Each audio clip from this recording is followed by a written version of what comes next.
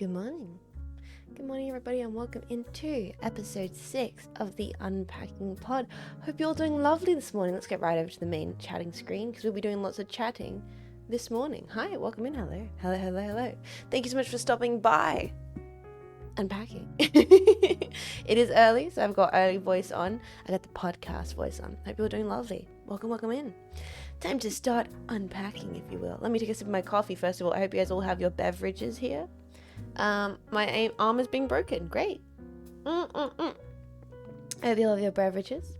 Welcome. Where's Jets? Right here, Bond. How you doing, buddy? Welcome to the stream. Welcome. Good morning. Packing episode 6, Jets TV. Exactly. But yeah, tomboys don't have bones. Yeah, like cats. They're made of water. Just woke up from my nap 30 minutes ago. World famous contortionist, Jean Faymas. Exactly. I was a stage hand for magician in a past life.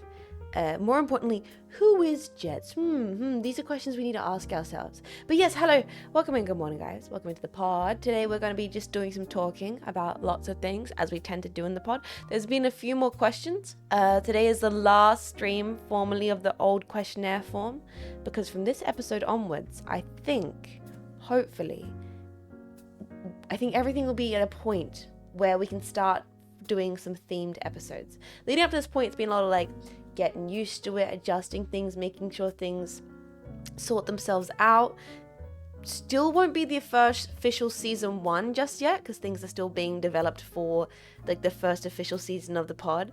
Getting intro music, animation, stingers, some cool overlays, planning to have guests on, all those kinds of stuff, and possibly talking with the team at Key Creators and maybe getting someone to support the pod, like maybe getting something fancy like a sponsor for the pod. I'm still actually really open-minded to that idea. I think that could be really cool. So the first official season 1 is still kind of being cooked up as we evolve whatever this is. Raid Shadow Legends. I actually literally got a Roblox sponsorship offer this morning, and I was like, I mean, it's not the worst offer, but I'm not playing Roblox on stream. It's like season 0. This is like the pilot episodes. So I think to continue testing things out and feeling how everything goes, we might start doing themed episodes from next week on. Might like thinking like episodes on cooking or fashion or movies or music, all those kinds of things. And hopefully by that point the Discord suggestion threads and everything will all be set up for you guys to submit things and ideas for the episodes. So that's going to kind of be what happens next week. This week will be the last general, probably full focus on like just general chatting episode. Evan, how are you doing? Thank you so much for 19 months of supporting this stream. I hope you're doing absolutely lovely. Welcome in. Thank you for supporting what I do. Today's podcast is sponsored by Gundam X. Please, Bandai, I would love to be an affiliated creator with you. Please. I'll shield Bandai till the cow comes home. We've been over this. I'm a Bandai Nap ho. How do you end up set at the QAs with your own website? I'm looking at the moment. I think it still will be forms, but they will be themed specific forms for a little bit. Maybe eventually it could be nice to do a website thing if I decide to get really fancy. But for now, we'll still keeping it casual. Once again, it's evolving slowly. I like this is kind of becoming a thing over time. But yes, this is my general podcast episode. We're just going to kind of talk about updates on things, planning what I've been up to, because I've been up to a lot. Lots been going on. And then I'm going to get into the questions. I'm going to continue in the questions and such. But first of all, how are you doing today? I hope you're doing lovely. Thank you so much for stopping by. Hope the start of your week is treating you well. Is it officially Monday? I think I like doing the pod on Tuesday, boys. Tell me how you feel about this. I like doing the pod on Tuesday mornings for me, because it's the morning in Australia. But I think it means it's Monday afternoon for a lot of you all. Is that correct? So it kind of feels like a good way to start the week. Like we're getting the groundwork down, if you will. Monday in Burgerland. Well, I hope your Monday afternoon is treating you quite nicely. I've been very, very busy. Monday, 11 p.m. in Nordic backwards. Woo! How's the weather? How's the weather where you are, Ragrets? Morning for you? Good morning, Chase. Good morning. It's 2 p.m. US Pacific Monday. Well, happy Monday to you all. Monday 4 p.m. for me. Monday 11 p.m. for you. Hello, Jets and Jetpack. Welcome, Numazaki. How you doing? First unpacking. Welcome into the pod. Get comfy. The vibes are a little bit different. I completely understands, the standard jetpack bullshit, if you will, of bullying me and yapping and me saying ridiculous things about ussy augmentations on other streams. Unpacking, we pair it all back and we get cozy and we kind of have more of a conversation back and forth. So welcome in. Vibes are different, but I think they are just as nice in their own kind of way. Hello there, Jets. Hope you're having a decent day so far. I am. I hope you're having a decent day so far, Slow Even Burn. Welcome into the pod. How you doing? Weather is wet, but it's getting closer to actual spring. Well, on the opposite end of the spectrum, the weather's been like fluctuating between sunny, but also cool and foggy. So where I'm currently living, because I forget that there might be jetpacks who stop by so casually that might not have even realized that I moved states at the start of this year. I moved entire states to be close to my family. I always have to remember that some jetpacks are on the ball, they know what's going on. Other jetpacks just stop by here and there. But the current state that I'm in, which is a state of slow deterioration. I think I'm closer to Ubek. I don't think I'm a solid, definitely not a gas. The current state that I'm in is, it gets very frosty. It gets, a state of panic, that could be also true. Ubek is my favorite state of matter. It's because it's modular. That's why I like Ubek. You guys know what Ubek is? So there's like solid, liquid, gas, and then there's Ubek, which is a non-Newtonian fluid. It's my favorite. It's my favorite state of matter. It's non-Newtonian. When you punch it, it gets solid. But if you put slow pressure on it, it becomes like a goo. I kind of love that about it. It's like ferrofluid. Plasma, I think technically is also a matter. It's microsolids suspended in liquid. It's my favorite kind of matter. It's 4 p.m. here. Happy afternoon, the network. Welcome into the pod. Hope you're doing lovely today. Ubek isn't after gas, I think. It's a mixture that can't make up its mind. Yes, it's a mixture that can't make up its mind. Everyone must be solid or liquid. And you can make it at home with cornstarch and water, I believe. That's like the at-home thing, or the version that you make for kids. I remember when I was younger and I had like a science kit that I got given, or it was like a science class, and we made oobleck. And I was like, this is the coolest thing ever. And there's something about the kind of, I don't know, maybe it's pretentious to say, but when people are like, oh, what's your favorite matter? I go, oobleck. But it's like, I think I connect with oobleck on a level beyond just like it's funny. There's something about the modality of like when time's call for it, when put under pressure, oobleck becomes really firm, but given space where it to be soft and calm, it's able to relax. You know what I mean? Boys? Oh, she's a goddamn theoretical philosopher. Just putting the oob and oobleck since 2021. I love the voice. Oh, hey, welcome in. I'll stop in the goofy voice and go back to the podcast voice. It's a tsundere. Oh, that's a good point, Sonderbones. It's the tsundere of the matter world. It's kind of similar to quicksand. Well, quicksand is one of those classic things which everyone thought they were going to have to deal with a lot more as they became an adult, and then they realized you never encounter quicksand in your life. It's not really a state of matter. True. What's it called when I'm barely liquid without pressure and explode under the slightest pressure? I think that's like volatile. Something that can explode under the slightest pressure is a volatile piece of mass. Yeah, and the movie version of quicksand is fake. That's nitroglycerin. Exactly. Sorry, where were we talking about? Oh yes, sorry, how busy I've been. So this week, if those might have noticed, I moved. That's what we were talking about. I moved states. If there are any jetpacks, I don't know, or new packs, because we've probably gotten new packs in the last few months that might have missed the No Jets January. You bastards skipped the break between the episodes and and you got to just watch Severance on release. I was wait. The current state I'm in, it gets frosty during the winter time, and I've not had a frosty winter in like 5 years. I've not had a frosty winter. I wonder if it will get as frosty as I remember it being as a child. Actually, who was I talking to? I think I was talking to the Vishayan girls, which I can get into because yesterday was very busy for me, admin day, and then we had a Vishayan team meeting, and then I've been told I'm allowed to now say this. I kind of was picking it up and putting it down and mentioning, but I'm now allowed to say who because they're more comfortably settled in. There's been a certain VTuber who's moved close in proximity to me vaguely. I won't say specifically. It's still a bit of a distance. We have to travel and stuff. But for those that might have not seen, I'm now in proximity to the incredible Vivly Vivi. Yes. The incredible Vivly Vivi. And so we actually got dinner. We got dinner last night with Vivi and with Rumi-chan, and it was very nice. So I was basically busy. I did work all morning, and then Vishayan team meeting, and then I got to get dinner with Vivi, which was really lovely. It's kind of cool. I've never in my life lived in kind of proximity to a VTuber like this beforehand. A new VTuber unlocked. I mean, we're not gonna jump down Vivi's throat and be like, oh, collab, let's do things. No, she's definitely currently adjusting, getting stuff shipped. And if you watched Vivi's Welcome Back stream and you watch stuff that she's talking about, she's been through a lot and her move's been a lot. So I've just kind of put my hand out with, like, if she needs any help, she knows that I'm here and I'm here to help. If she needs anything with getting settled in, but until she's settled in, which I'm cheering her on and reminding her that hi, people exist, we can go do cool things together.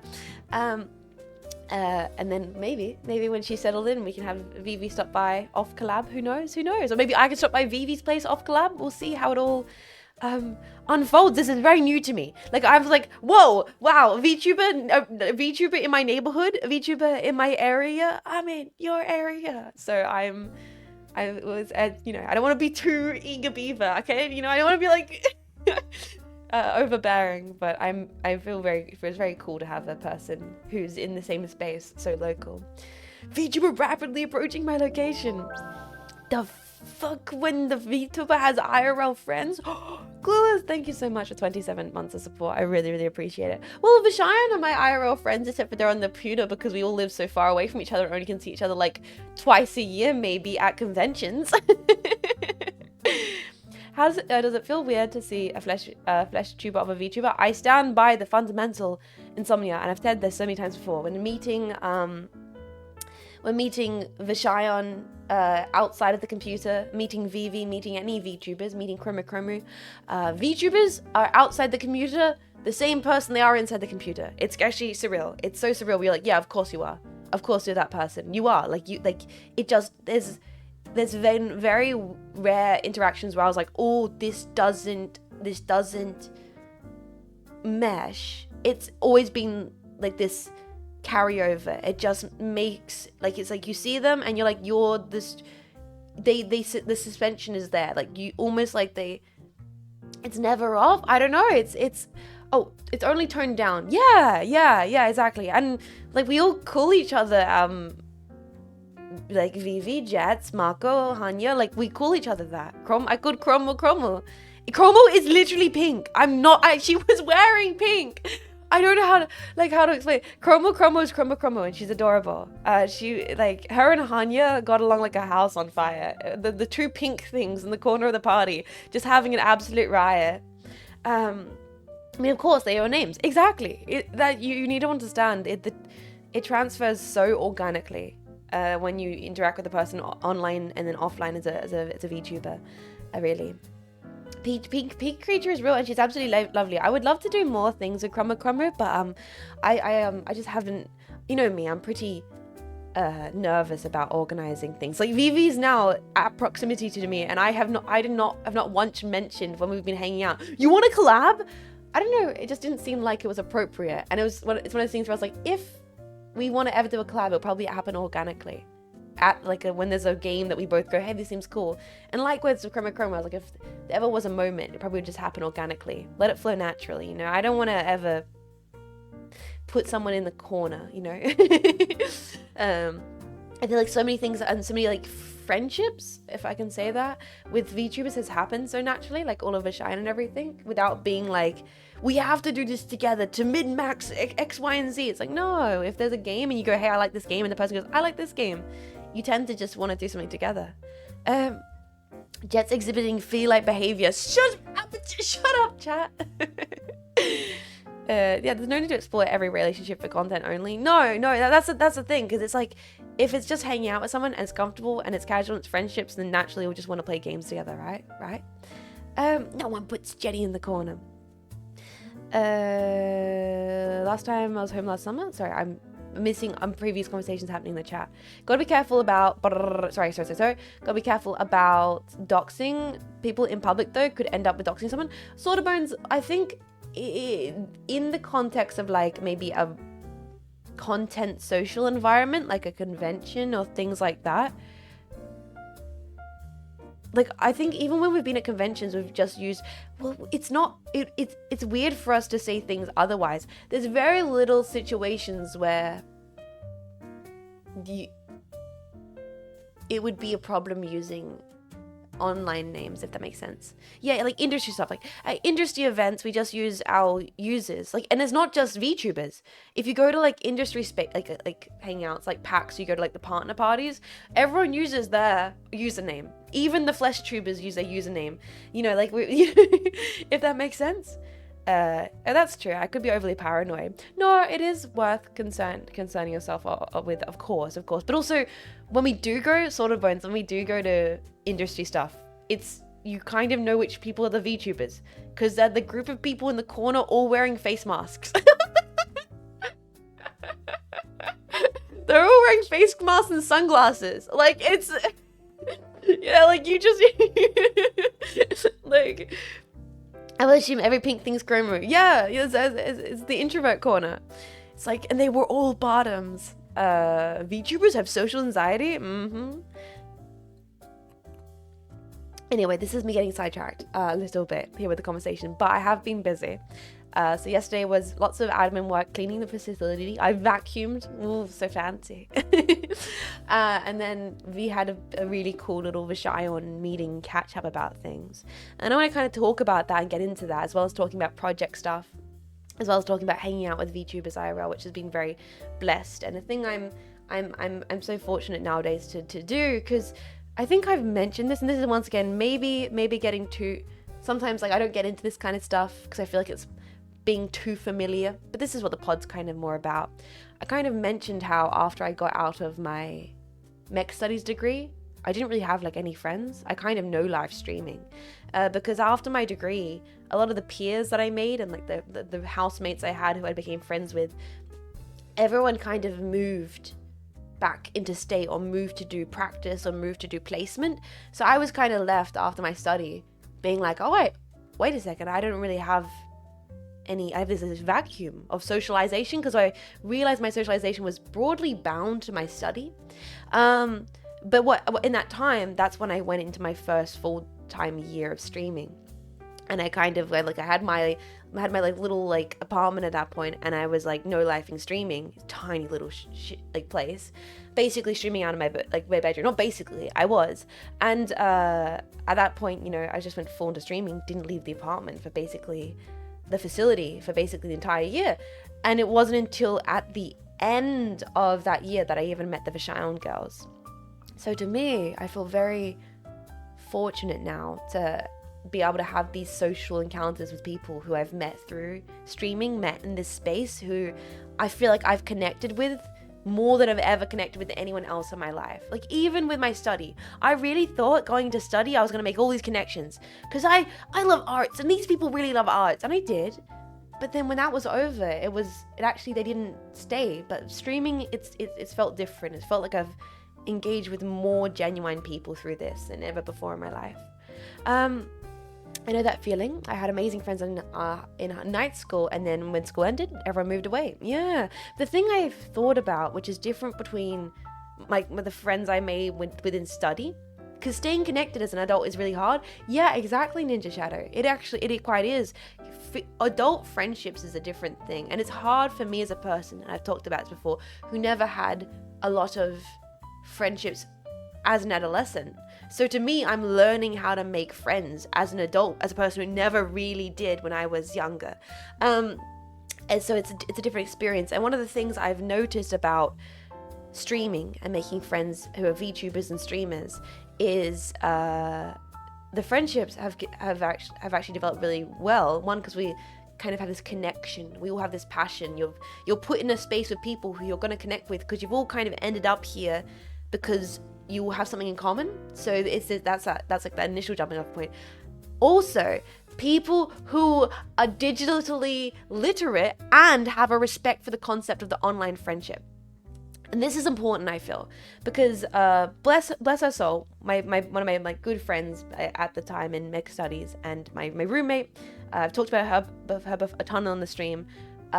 She never understood online friendships, and I think this is one of the reasons why we've kind of grown away, and I really haven't had the chance to connect with her since I graduated studies, is because she was like an IRL person who she would go, we'd go out for coffees together and we'd go do study together and stuff. But the second that she moved, the online space wasn't a thing for her in the same way, like, VTubers are so used to communicating online and existing online and like checking in and sending memes and having friendships online.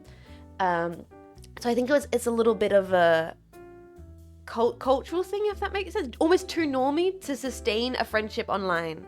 There are people, what the heck? 70% of my friends group have kids, can confirm. One of the topics of today is parenting, because I also, as at the end of stream on Sunday, went to catch up with Mexis and get dinner, so we can talk about some fun things that segue to that eventually. You're pregnant? No! No, I'm just around people who are parenting, and my siblings, thank you very much. And we can also use this as a double idea of parenting a project. I thought we could kind of talk about it in this idea of, parenting a project or a concept or a something like that, and how it relates. Because it's like, it was weird, but I was trying to kind of communicate and understand things with my sister, and I was like, how do I empathize and discuss this? And I was like, well, there's this now, and like, it's very, very, very, very different, but we kind of had some kind of ideas of the idea around planning and projects and obligations and management and time management, and how that is different for me with stream and her with her family, but how we do find similarities there. Sorry, let me continue. We don't want to jump into that yet, because I'm actually enjoying this conversation we're having about friendships. I've seen involved online communities in one form or another for nigh 30 years off. My friends still think it's weird. So imagine explaining what VTubers is like to them. Well, that's the thing, J5. Yes, I one of the key pointers for me that I think I look back on with this like friend I had in study, and like my housemate, and she was really, really great. But one key point of reference I think back is a conversation we had together, where I was like, oh, you fundamentally have a different understanding of online relationships, friendships than I do. And this is, I think why we just never kept contact when the only way was to be in contact was online. Whereas for me, with like VTuber friends, online friends, it's so easy to stay in contact, because once again, there's this different dynamic and understanding of online spaces. And the conversation was, I think we're out one night for drinks, and I was talking about my one childhood friend who we've talked about, this person before on stream, the long haired ginger dweeb who helped show me a lot of like music and stuff. This kid, he has still, I believe, and I believe they're now married, which is crazy. When we were back in high school, had a secret. I was the only person who he trusted enough at this fucked ass school to tell online girlfriend who he'd met like in like some chat room somewhere online, and they basically were like, it was like, she's at a different school, but real. And I remember like being like, dude, that's crazy. And since then they've met, and I believe they're married and stuff like that nowadays. I need to check in on that kid. It's been years. But I remember telling her this, and she was so shocked. She was like, huh? But like, it's not a real relationship. And I was like, what do you mean? I was like, I was here being like, oh, I had this friend from school, and like he had this online girlfriend that was so cute, and it was like adorable, and like I was like, and she was like, what do you? And she was genuinely like, could not fathom, the culture shock for her. She could not fathom the concept of like an online long distance thing, and I was like, oh, we fundamentally have a different perspective on this. Because look, like, I was like, wow, she's not real. Like, it was that and now looking back on that, I kind of understand why I've grown away from this person, because they just couldn't, you know, I couldn't understand that digitally connecting with a person is like just as relevant, like can be just as significant as like meeting in person and actually getting coffee, and friendships don't have to be just IRL encounters. But that is a reminder that there are people outside and, you know, who don't feel that same way. And I think this goes back to the thing of how I've made more friends in VTubing spaces, because VTubers get it. The only thing is that in the past we had pen pals, and they seem to be respected and appointed. Exactly, newbie. Exactly. It is a specific little weird hang up some people just have about digital friendships and that kind of stuff. My dad had a girlfriend through pen pals, lol. Yo, true star-crossed lovers, Romeo and Juliet bullshit. Two of my old co-workers who are married originally met each other on IRC. See, I was so shocked when she was like, that's not real. I genuinely was taken aback, because I was like, what are we living in the fucking 80s? What do you mean? People have been doing like meeting in chat rooms since the 90s. What are you talking about? But no, some people just do still have this hang up. I have friends that I click with so well when I meet them IRL, but they never want to hold a conversation online. Exactly. Some people just don't want to catch up online spaces. Comparatively, you know, with the Vishayan girls, a group of girls I consider to be not just college, but amazing friends, we catch up like regularly. We genuinely will jump on Discord, and we say it's to do Vishayan meetings, but it's really just to catch up. If we were living in the 80s, the music would be much better. No, Jaco, you just say that because it's so easy to look back on music and culture and be like, it was so much better then, because you're not currently in the time space where you're also being fed the bad music. There was horrible music on the radio in the 80s. It's just been forgotten to time. It's odd people are surprised by online relationships in a world of dating apps. I guess in her head it was still like you would go out to the dating person. I guess just like she couldn't wrap her head around the fact that it existed, I can't wrap my head around the fact of not thinking it's a normal thing. You know, it was just two different perspectives. It's called a hit list for a reason. Yeah, exactly. It's so easy to look at it as being good because we have the backlog of classics. So, how did we get here? We've jumped around a little bit. There were a few different points that I wanted to segue from this, I guess, into projects. It depends on the person. Some people work with IRL, some work with IRC. Yeah, I think it might be a person thing. I think some people need that like IRL interaction to make it real to them, to make it like that's when they just like, I don't know. I don't think online hangouts are not perfect places. Of course not, Blaine. I don't necessarily say that it's like, you know, it's one for one and it can exist forever in that space. Ideally, I love being able to, you know, catch up with the Vishayan girls IRL when we can. You know, that's always fun. And like nowadays, having Vivi nearby, being able to go out and maybe get a lunch or a dinner is wonderful. And you guys know me, I'm so dyslexic.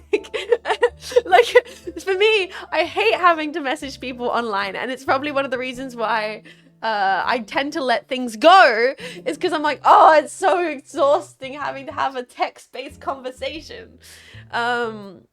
You know, not yet. Was hoping for VR to truly arrive instead of the somewhat fizzle into a niche. I love VR. That's a different thing as well. A newbie is VR. We're able to get into VR chat and hang out, which is not a thing that most people are privy to. It's a very specific niche we're able to do because we are VTubers. You are looks at the merch. Exclamation point Vishayan summer. I can now announce. Okay, after having 80 said good music, but did they have the full from Armored Core 4ST? Good point, Brave Roddy.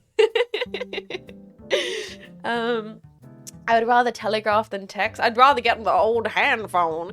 I've been getting a little more comfortable with having phone calls because I'm just so incompetent with text. Like having Discord calls, having phone calls, being open to doing that, to catch up with like friends or catch up with the girls or anything has been a little bit of a shifting in my way of approaching things. Talking about summer merch though, can now officially announce when the merch will be ending. Although we did mostly just banter in the Vashine Hangout, we did do some business project planning. I can now say that Jetpack, the summer merch will be ending. This is including pre-order for the standees and ordering of all kinds of merchandise on the 20th of April. So you have a good solid 3 more weeks to take your time to get the merchandising, because by that point, it will solidly be into the colder weather here in Australia. So 20th, I'll keep you guys updated about it. I'll do an alert in the Discord, all the rest of it. There'll be announcements, so it won't go under your nose, but just telling you guys now that 3 more weeks, the summer merch will be available. Please get it if you would like to. And texting started getting more of a hassle lately. Like IRL conversation, having phone calls more recently. Me too, Mazaki B. Even though it tires me out. Yeah, I think there's a little, for me at least personally, there's a bit of like a culture shift happening for me this year. 420? Wait, is it gonna end on 420?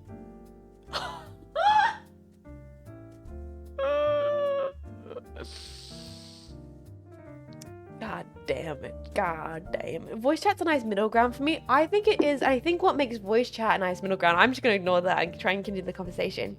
I think what makes voice chat a nice middle ground is the group conversational aspect. There's something about a phone call that has a certain degree of formality. It feels like the email of the conversation world. You have to go, hello, Jet speaking, and all the rest of it. So whereas voice chat has more of this, it's because you can have a bunch of people on the call, you can bring up, your screen, you can share memes. It's a bit more casual, and so it has been. There does have a bit more of, it's less intimidating, if that makes sense. I hate texting, I hate tapping the phone. I'm most comfortable chatting with a proper keyboard. That too. I agree. I don't like typing on my phone much at all. Commence the Vashine smoking weed edits. Do we not have enough of those already, gentlemen? Jess, do you think Vashine could have a blunt rotation? What do you mean in general? Like, do you think Vashine would be able to get stoned together? I mean, I, for one, wouldn't know anything about that. Come on, boys. It's illegal in Australia. And I was never an art student.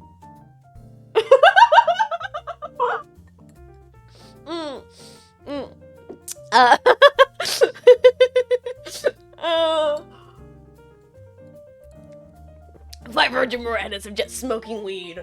I was looking for an art idea. I guess this is the future. Snazboy, don't. That would be fucking ridiculous. That would be fucking ridiculous. Jess, you know everything. I fluctuate in the state of having too many thoughts in my brain and being absolutely head empty. Dave, dude, welcome to the pod. How are you doing this morning? We were just talking about online friendships and like the difference in the dynamic between phone calling and the difference between voice chat and how the vibe. I'm full of the sick. You're fully sick? Oh, that could be one of two things. It can be like you're feeling awesome or you're about to actually throw up. I will say, I was my nose was a little congested the other day when I woke up and I was like, I better not be getting unwell. Otherwise, dude, first time COVID? First of all, I feel like we need to give you a round of applause for going this long without it. Good job. And secondly, I'm so fucking sorry. Please troop it out and hopefully it's going to not be a bad one. I think the strain's not as bad as it used to be, but I think when it hits you for the first time, it does hit you. So, ganbate, bro. Genuinely sleep. When I got COVID, all I wanted to do was sleep. I slept it away. The first 3 days of it, I was just bedbound. Wow. He made it without being infected by the 5G chips. Let's go. Just when you catch COVID, I did have talked about this before on stream, so I'm sorry for rehashing old stories. It was Christmas 2020 or Christmas 2021, I've told the whole story. It's a bit of a long story. I think I told it on one episode of the pod. Essentially, long story short, was going to go fly to see family. Had to at that time get pre-tests if I was going to get on a flight. You had to have a negative test before you could go on a flight. So I did all the planning. I booked the flights. I did the pre-test. It's back when you had to line up in the swirly, sweaty line. Early pandemic, you had to line up and you got the tests and like everything. I did the thing. I hated nose swab tests. I hated them. I would always almost throw up every single time. This is like pre-injections, I believe. So yes, I've told this story in the pod, so I'm sorry to rehash it, but I'll try and get through it quickly. Got the test, was like the month in advance because it would take weeks for the test to get back. Basically right before getting on the flight, I still hadn't got my results back. Finally got the results back. No, I was walking over to get retested because I was like, they haven't given me the test. I need to do it right now if I'm going to get on this flight. Was walking there, received a call saying, your tests have come back as like a non-plus. Like we've got, the results were scrambled. You have to get retested. We don't know if you have it. We don't know if you don't have it. You have to go get retested. I was like, well, I'm on the way. So that's perfect.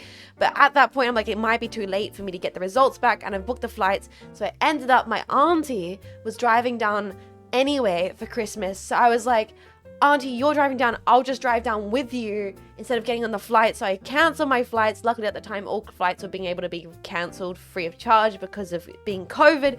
So I get in the car, 6 a.m, driving across the border with my auntie, and my auntie's like, oh, I'm so sorry. I'm like a little bit hungover. I just feel like I've been feeling under the weather, but I think it's just a hangover. Yeah, yes, I was all out all night. Yes, I was partying. Yes, I was kissing random men at the bar. But, you know, I just feel like I'm a little hungover, so just, I might be a bit quiet. And I'm like, oh, yeah, that's fair. I'm just going to kind of zone out and listen to music in my headphones anyway in this car ride. She keeps getting, like, worse and worse during the car ride. And then we get to my mech mum's house at the time, you know, Christmas Eve. And, you know, there was this point I remember having the dinner together where I was like, I need to lie down. And I did not. And then Christmas morning, boys, I was not feeling good. And then I wake up and I receive a phone call, which is like, oh, we just got your secondary test you did back. You don't have COVID. I have, and I was like, so you're telling me if I had got on the plane, I would have been fine because I had to get in the car with my freaking boy kisser auntie. And then everybody in the house got COVID. And it was like a really crazy thing where one of my aunts is like GP. So she then we had to all get retested to confirm we have COVID. So everybody got a mech mum's car and like everyone drove to my auntie's place, and then my cousin was there with the clipboard and the pen, and my auntie was there with her like plastic gloves on, and we basically did like the drive-by COVID test at my auntie's place where Christmas was meant to be happening. Instead of Christmas happening, everybody ended up doing COVID tests at her place instead. And then, oh god. Anyway, long story short, I had it. It sucked. It ended up having it on Christmas. Ended up not having Christmas. Ended up having to then. I ended up borrowing my mum's car to drive back to the state I was in, half hopped up with COVID, just trying to get past across the border because otherwise I would have been stuck there, and I think I wouldn't have been able to stream or something. I can't remember. I remember wanting to get back. Oh, because me mama. I remember having to get back because of me mama. Because I was like, oh, me mama will be fine alone for like at the weekend, the Christmas weekend. But I was like, I can't be stuck in this state. I gave her a ton of food and water. She's very independent. I'm fine. But I was like, oh, I have to get back. I was like, why did I have to get back? Because I had me mama. Yeah. Anyway, long story short, COVID sucks. Get better, Dave. Watching the glorious VODs, thank you for organizing them. Yo, Beetle Rope, I'm glad you enjoy the VOD channel. I'm very much enjoy having the VOD channel as organized. I should say, if you haven't seen already, you can enjoy the Unpacking pilot pod episodes on the VOD channel. They are, I think I have the screenshot somewhere here.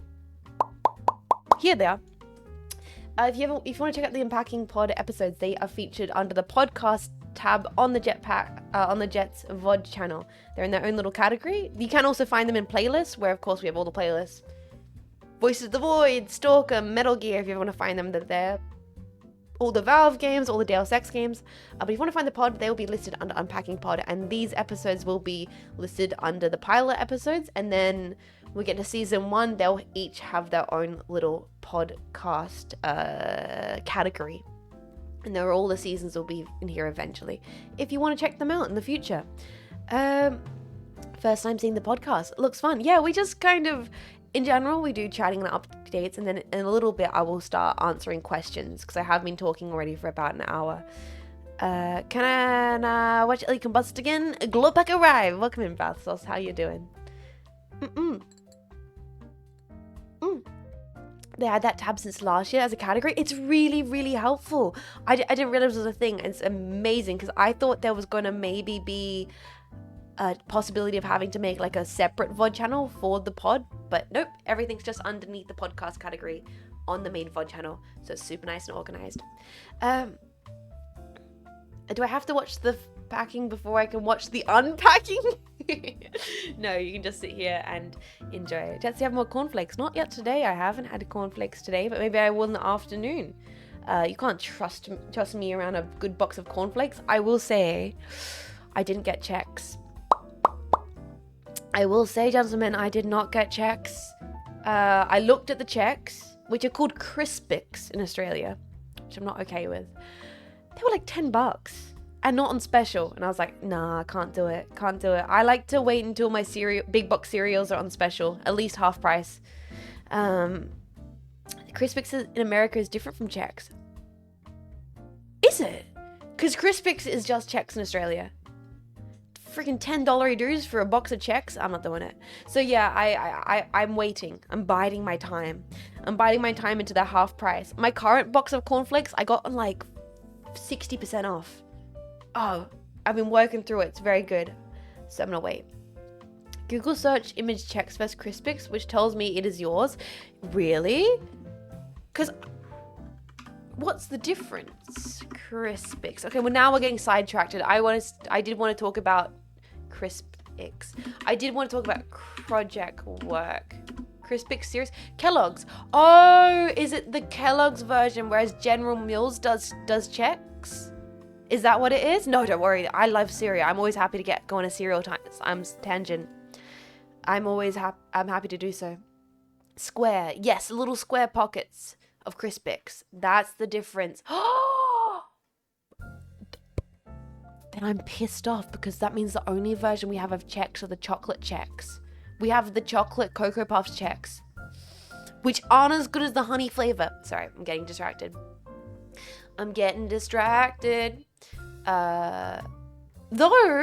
Though, ours are square shaped in Australia. Okay, this is different. Your Crispix are like hexagons, whereas Kellogg's Crispix are the same shapes as checks in Australia.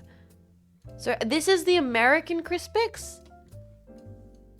Here is the Australian Crispix, which is our answer to checks, because you don't have checks in Australia.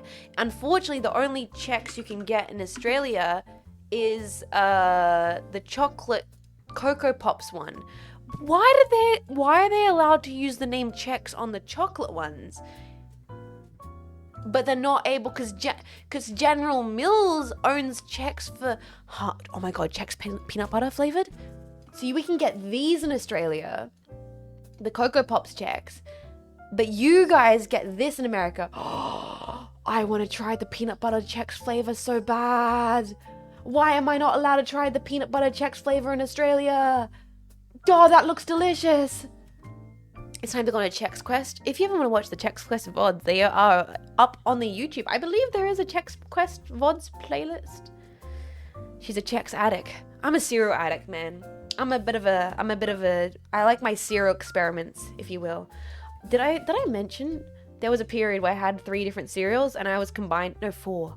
I think I had 4 different cereals and I was combining them all. It was like a Chex mix, but with milk in my mouth. Incredible. Incredible. I had Milo cereal, bran flakes. I would be like a quarter. It's just incredible. I don't limit yourself to one flavor of cereal. Combine them. It's all carbohydrates at the end of the day. Chex Mix in America is vinegary? What? I've also never had like Muddy Buddies. That's like a thing in America, right? Muddy Buddies. I want to try a Muddy Buddy. Chex Mix is like pretzels. But hear me out. I feel like pretzels would go so hard in cereal. Okay, Reese's Puffs, mini pretzels, and cornflakes and Chex. Mix that all together.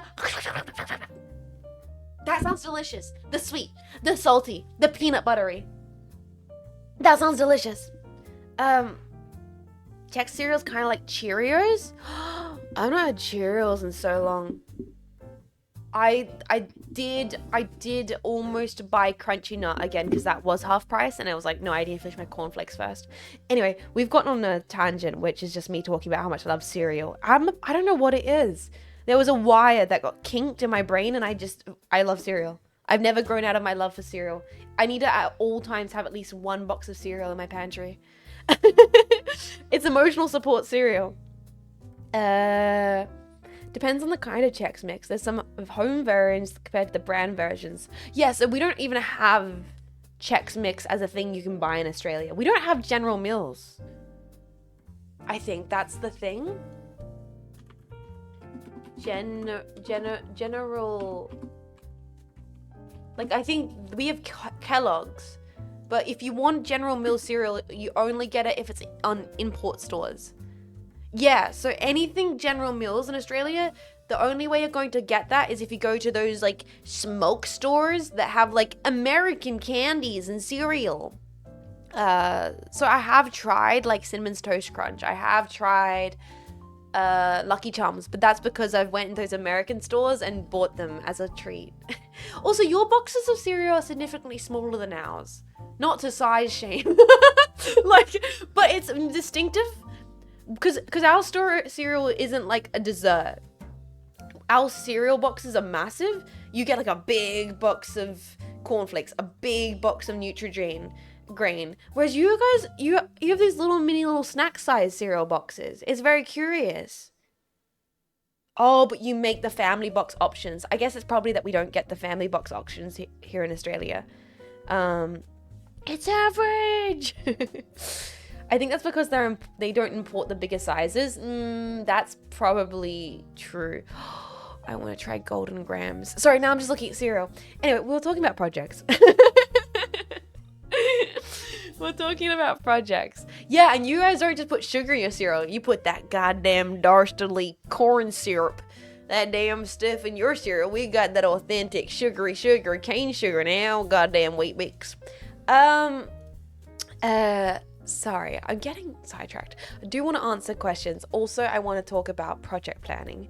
Because today is the last pod before, we get into the themed episodes, talking about fashion and food and all the rest of it. Jets' next project is cereal. I've always wanted to, and I've been over this, I've always wanted to do a stream which is called Jets' Cereal Experiment Stream. It'd be PS on stream probably. Essentially, it'd be trying all the cereals I can get my hand on and then tier listing them. It's a classic stream concept, but basically just because I love cereal so much, I think I'm going to do the definitive tier list of cereal. My thing is, I just would feel bad having all open boxes of cereal. I guess I could then give boxes away to people. At this point, I guess I'm closer in proximity to people to actually give away boxes. I could give away a box to Vivi and Rumi-chan, give a box away to Mexis. Yeah, I guess maybe I could, and eat them slowly over time. Eat the favorites. PSR using the 2-bowl method. I think it could be really fun. Share the cereal wealth. It could be a good Vishayan stream idea. That way there's more people. So that you can seal them afterwards. Yeah, I mean, I use seal, like those little sealed clamps on my cereal. Freeze the cereal. That sounds deranged sorty. But maybe it could just work. Yeah, give everyone my cereal run-ups. I just fear that there'd be boxes I didn't like the flavor of, and I'm like, hey, Mexis, do you want Fruit Loops? Yeah, I want to do my cereal experiments jets stream eventually. One day.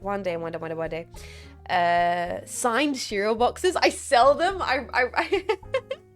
I'll sell them for charity. You have my signed box of half-eaten cereal. Give your loved ones a cereal today. I don't like Fruit Loops. I'm sorry. I don't like Fruit Loops. I've never liked Fruit Loops. Maybe it's because Australian Fruit Loops has natural colors and natural flavors, so ours is nerfed. Wow. Well, I just added an asterisk to that. Maybe it's because Australian cereals is not actually sugar. New jetpack employee benefits, cereal welfare. She's not fruity. We've been over this, boys. I like bran. I unironically like bran. I have a whole jar of bran currently, and it's like my second favorite cereal after cornflakes that I'm eating. Natural's nerfed. No, it's probably just doesn't make your teeth vibrate in the same way that your guys' cereal does. And maybe the teeth vibration's half the fun. General Mills sponsored stream. I'll ask Key Creators. I'll ask the team at Key Creators to get me a General Mills sponsorship. Though we are genuinely, I have reached out for the possibility of having someone support the pod. I like the idea of getting a pod sponsor. I'm actually trying to see if we can maybe, and I don't want to say this because I feel like if it doesn't happen, then I'm letting you guys down. But just heads up, this is more just putting the idea out there. It might not go through, but I think it could be pretty awesome to have a coffee sponsor for the pod. I think that could be really sick. It's kind of ideal. If that happens, I think that could be pretty damn sick. Teeth skill issue. I remember liking Frosted Mini Wheats. Never had Frosted Mini Wheats. I gotta try them out. Raisin Brand. I love Raisin Brand. Coffee and cereal. Oh, hey, I've talked about my making of Wheat Bix tiramisu. Hey, you guys know I love my Wheat Bix tiramisu, so I'm okay with coffee in your cereal. And I like making coffee overnight oats. So, you know. Sleeping Pariah, hi, welcome, how you doing? You'd be competing with those darned Phase Connect coffee girls. Hey, Sakana-san, give me money, I'll promote Phase Connect coffee. Hey, if Sakana-san's watching this pod, that way, if Sakana-san, hey, Sakana-san, secretly a Unpacking pod enjoyer, you want to give me money, Sakana? I'll promote the Phase coffee. Get in soon before I start shilling trade.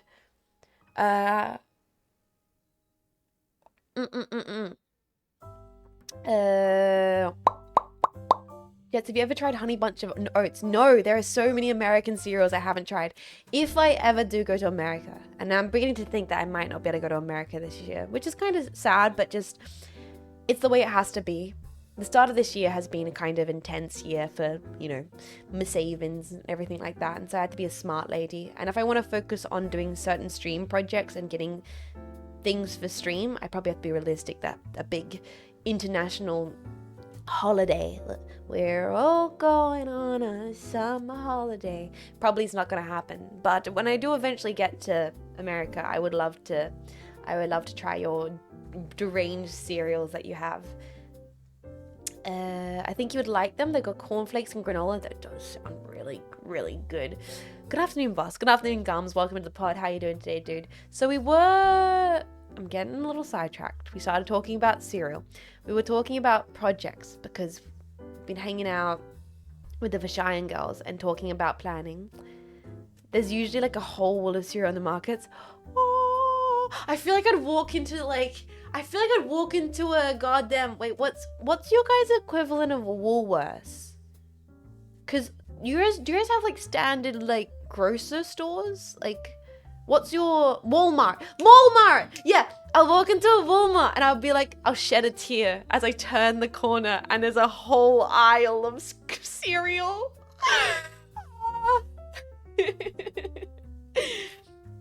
I'd be like, finally the motherland, finally the holy land. You're joking, but there is. Well, we do have like a wall of cereal, but it doesn't extend the entire thing. But there is still like a decent chunk of the aisle that's dedicated to cereal. Like a massive area that's just granola. A lot of fancy granola brands. The whole shelves of Carmen's. We got regional grocery trains. We have those as well in Australia. Less so, but we do kind of. Yeah, I found paradise. Fiber aisle. Ah! Tomboy spotted in the aisle for it. Who is this mysterious purple-haired bongus crying over the honey bunches of oats? Anyway, sorry, project planning. But let's put a pin on the cereal conversation. I want to talk about a little bit of project planning before I get into answering questions, because otherwise we're not going to get through all of this. Last tomboy in cereal aisle, can someone please collect? Could the mother of a one Jean Faymas please come get the tomboy who is crying in the cereal aisle? God damn it, Jet's first Gorbachev, and now you stop being impressed by the cereal aisle. Mr. Jean Faymas, tear up this cereal aisle. Last tomboy crying over granola. Someone please collect. So, project planning. This, as you guys might have noticed, this week's a little bit one less stream than normal.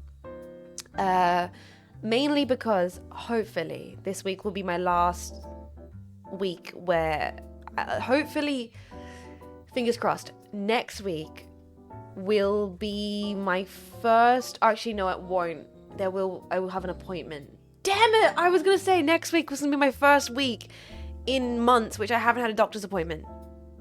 But we're getting closer, less and less. It's being less to 2 appointments a week, and it might just be 1 appointment next week. This week is 3 appointments, which is great. This week hopefully will be I'm getting closer to it being less constant doctor appointments as things are getting sorted.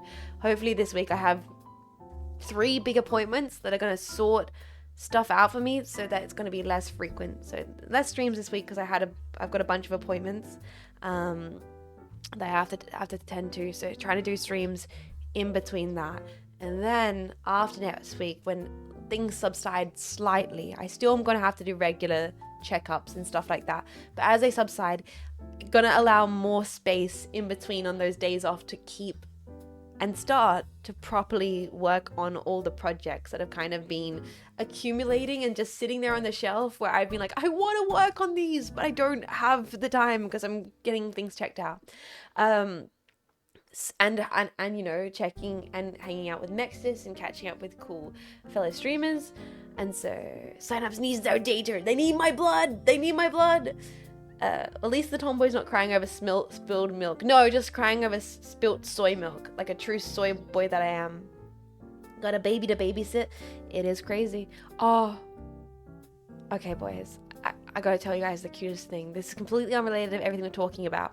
But so, at the end of the Sunday stream, I ran off early to go get dinner with Mexis and Mech niece and some other extended Mech family people, and who ended up tagging along. So it was a bit of like a catch up. I was taking care of Mech niece because Mexis tends to just kind of dump Mech niece on me because she's like, oh, finally someone else to hold the thing. So I was holding Mech niece, and oh boys, I was like, that is okay. So first of all, she has become super fascinated by my glasses. Mexis does not have glasses, nor does Mech partner, Mech niece's dad. So I'm the only one that has glasses, and she's become very fascinated by my glasses. Her favorite thing currently is taking my glasses off my face and then trying to put them back on. And she can't do it properly, so I have to grab them from her and then go, thank you, and put it back on, and then she grabs them. And then she hands them back to me, and I go, thank you, and I put them back on, and she'll just be sitting there on my hip, and she goes, and she's very gentle, but I probably shouldn't allow her to learn that this is a game that we play, but she grabs them really gently, and she slowly pulls them off my face, smiles at me, and then hands them back. That's the first thing. But then, boys, she proceeded to do the cutest thing, which actually blew my mind. I was like, I out loud said, oh my god, that's so fucking cute. And then Mech sister went, oh my god, that was so fucking cute. Boys, so she was doing the glasses thing with me. I was holding her, she's doing the glasses take off. And I, like, very adorably was like, you're so cute. And I smooched her on the forehead, and then I rubbed noses with her and leant in and pulled back. And she leant back in and rubbed my nose and pulled back.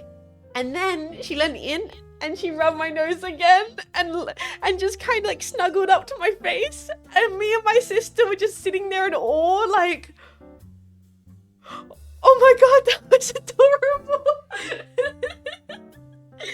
That was the cutest thing ever. We were kind of like gobsmacked about how cute that was. I was like, whoa. We're like, this creature is like a little performer. She knows how to pull at people's heartstrings. It's dangerous. She's gonna be a little emotional manipulator. Just girly things. I just couldn't believe it. I was like, what the heck? It's so like, her nose was so soft. She's just rubbing noses with this little creature. That's how the babies get you. I used to not want one until my cousins would offload their little ones to me at get-togethers. No, I can't say I can't say I want one, but I can say I'm often shocked by how much I enjoy being around Mech niece. Way more than I ever thought I would. She's one of those babies which is like a good baby. Apparently, I was a good baby. Mech Mum has told me a lot that I was a good baby, and I was the baby that made all of Mech Mum's friends get pregnant. Apparently, I was so chubby and so well behaved, and I would never cry, and I would just sit at events and smile. And if I was given keys, I had the time of my life. Apparently, Mech Mum was like, I just gave you keys and you just sat there and you would play with the keys for hours and you were never upset. I was like, ooh, keys. I was an easily entertained and almost never upset baby. So apparently that was me, the good baby that made everyone else have kids, and then they got babies and their babies were not good babies. And they're like... So you've always been this way. Still works on me today. My nephews are cute, but I get to leave at some point. Exactly, Tipster. I love the being able to leave element. That is the crucial part to enjoying my mechlings, is the fact that I get to leave them. Yeah, so I think that's what Mech niece is, though. She's one of those like ridiculously lucky, well-behaved babies that tricks people into thinking that all kids are like that, when all kids are not like that. I was the false advertising. Anyway, but yeah, talking about parenting actually, because this kind of segues into project and parenting, which I wanted to talk about like me and my sister, Mexis, talking about this kind of stuff, because obviously, for those who don't know, Mexis had Mech niece and she's currently pregnant with her second. It's very crazy.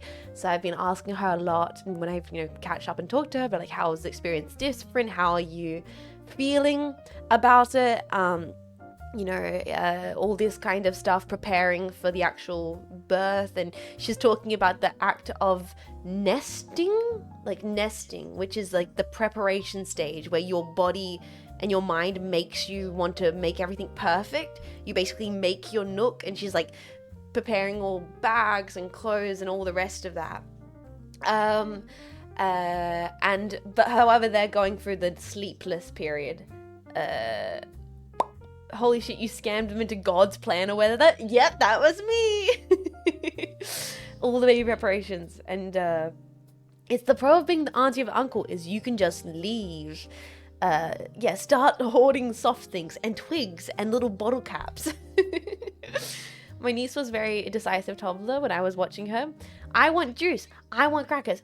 Open, please. Thank you. And then she would walk back to her toys. That's interesting. I can't wait for the period when the mechlings start having even more personality. I feel like every time I see them, they have more personality, and that's just going to keep on happening until they become bratty teenagers who hate me. They're like, I don't want to hang out with Arnie Jets. She's uncool and does weird things like be a anime girl on the internet.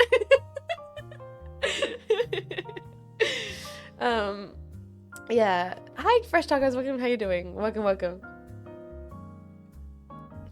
But all that, like talking about project planning and preparation has been very interesting because it's a whole different world, and I'm, as a person who knows nothing, and it's not my kind of thing necessarily, I keep finding it super interesting to see kind of all the ins and outs, and like I every time I talk to Mexis, I learn something new about the whole process of parenting and preparation and all the tests and things they have to check for.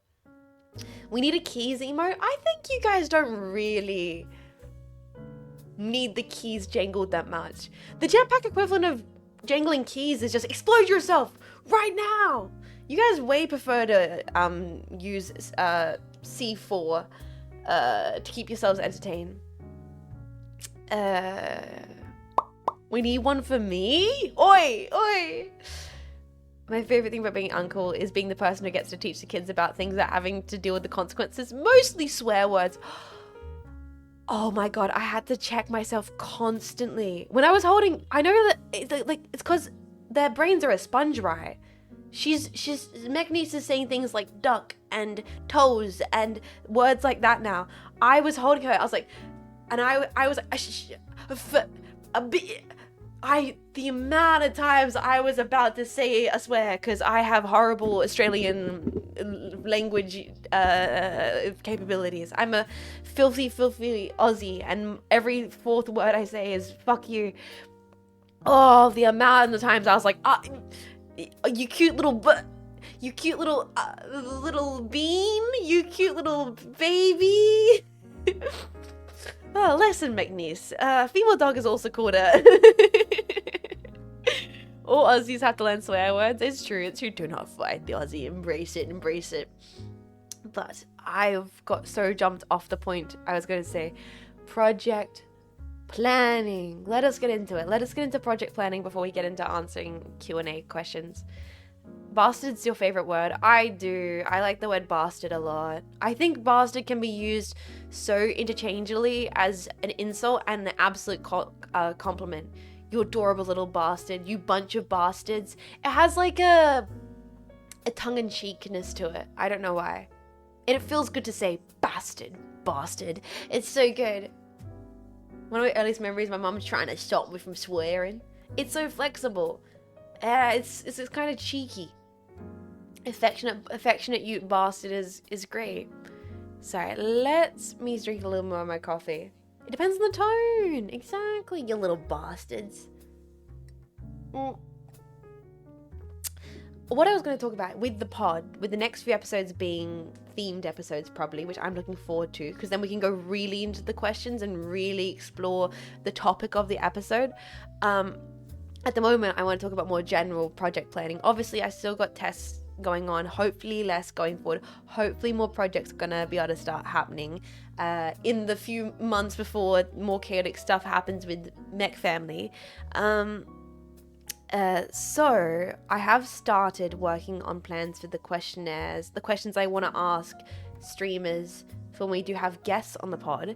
And I wanted to, on this episode, kind of run the questions by you guys and just kind of talk about my thought process for having guests on, what I'm thinking about that, how we're going to approach that. Obviously, the first guests we're going to have are going to be the Vishayan girls. No brainer. That's going to be the first guest we have in the pod. But I really want to make it that you guys get a unique perspective when watching those episodes. I don't want to be like any random collab I've had with any of the girls where we've just talked about stuff. I want it to be that when people watch the pod and guests from the pod, you leave with a new understanding of that streamer and their kind of perspective on streaming and creativity and all the rest of it. Some questions to be general? Yes, of course. A lot of them are general. I think general is good, but like finding the right line between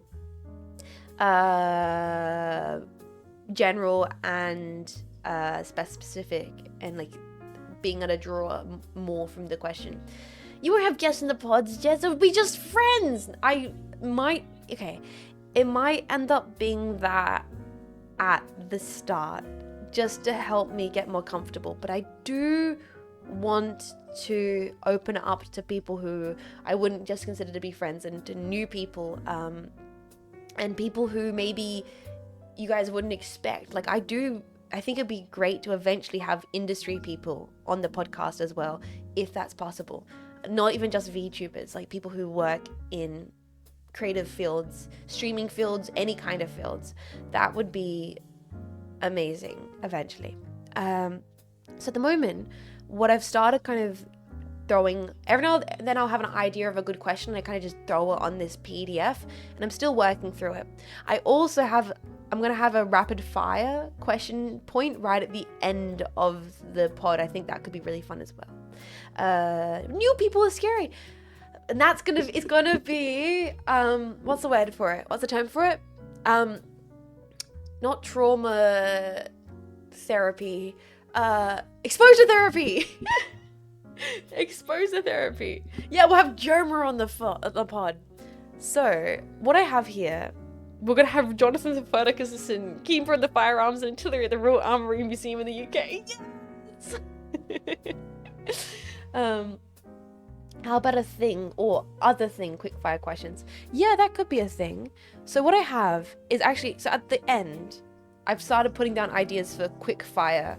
But that is a nice idea, J5, like coffee or tea, mac and cheese or lasagna. Like that could be a nice idea. I might write that down actually. This is good. This is kind of what I was hoping with talking about this, is you guys might bring in some questions to keep expanding ideas. So let me see. Thing/thing questions. And they can maybe be themed around the person a little bit if possible. I want to do a bit of prep work pre-episode where, you know, not necessarily Nardwild tier of preparation, not necessarily hot ones level of preparation, but a little bit where I can hopefully curate some of the questions and the points that are made to the guest to allow it to not to be like specific to them as well. Like when we have Cleo on, we might have more things that have a history perspective. When we have Mark on, we might have some more IT questions, etc, etc. So what I've kind of got here is for the rapid fire questions I want to ask about, like, what was the last thing you read? What's the last thing you listened to? What's the last piece of media you watch? What's the last used emoji in your phone? And then what's the last meal you ate? I think they could be really fun just to get those kinds of things there. But then more general questions. What do we have here? So I've got something I really want to know is I want to know about people's routines, because I think it's super different for everyone. Some people have really strict routines and some people have no routine at all. What is people's pre-stream routine? And then I want to know more, so how did it take to develop? Why do they have one? Why don't they have one? Do they consider what benefits them in regards of like preparing for a stream? Yeah. If a person is a flop out of bed and grab coffee person, why does that work? If a person's a hyper organized person, why does that work for them? So that's one of the questions I really want to explore with guests, if they are streamers at least. And even if they aren't streamers, even if they're like a creative person or a business person, do they have a routine in the morning before they go to work? And if they do, why? How long has it taken to develop? What parts of the routine do they feel are most essential? What parts could fall to the wayside? Like, hey, I have to make coffee and write notes, but maybe I don't need to read the book or whatever, you know. So I want to inquire. I want to unpack that with the guests. Then one question I really want to ask streamers is I really want to ask people what if they remember their first stream and if they remember the feelings they had before going live on their first stream, and what it was like on that first stream and leading up to it, like where their head was at, what was that kind of response to the, like, maybe like after their first stream. Like, I really want to take them back in time to that initial beginning stage where they felt they like were at that time. It's not even what got them into it, it's I want to specifically talk about that initial stream. And then the next kind of follow-up question I kind of want to explore is like, if there was a moment that they pivoted to get better. Exactly. If there was if they remember a distinctive moment where there was a pivot in streaming where they wanted to change their focus, or maybe like improve it or take it to in a different, more serious way, if that's ever happened to them, if they haven't thought about that, if they have. And then what kind of, if they were trying to pivot to get better, do they remember what they personally considered to be initial weaknesses? How do they try and improve it? And why were those weaknesses important to them specifically? Because I feel like this will be different for everybody, if that makes sense. For some people, they consider maybe their weakness to be talking, or maybe gaming and talking, or maybe the comedy element, or maybe the creative element, or maybe the organization element. Maybe streaming was always great and easy for them, but the back end was difficult. So I want to know, for each individual person, what was their challenges? How do they acknowledge them? How did they face them? Why did they want to improve them? And have they kind of like, does that shifted things for them? So that's like my next section. And then I kind of want to ask people, what other streamers do they watch, and what do they find the most admirable in those streamers, / like what do they wish they could take from their favorite streamers? Those are I feel like I'm giving away secrets for talking about this. Maybe I shouldn't be telling you my questions. I feel like I'm giving away the pod episode secrets. I'm dropping the secret sauce. Oh shit.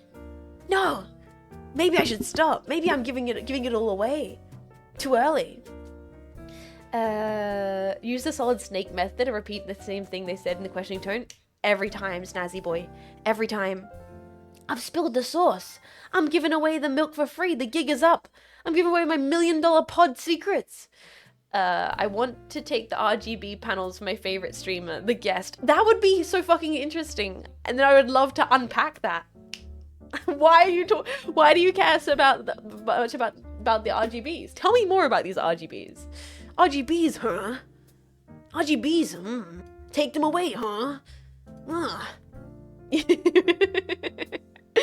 Bro, they're gonna study for the interview. No, I think on the spot's gonna be good to get that like instantaneous response. I feel like, for me at least, I learn a lot about myself when someone asks me a question like that, and then when I go to the first thing in my mind. Like, if someone was gonna ask me, what was my initial weakness on streaming, and what I go to for that. Volfic, thank you so much for 7 months of support. Dude, I really appreciate it. Thank you for spending the stream, the pod, all the rest of it. Thank you for hanging out. Please enjoy your emotes and your ad-free broadcast. Colonel, what are the funny numbers on your credit card? Colonel. So what bad decisions led you here? For every good event, there's 1,000 bad decisions that led up to that. Yeah, Snake, these 3 primary colors are important for setting the mood and ambience.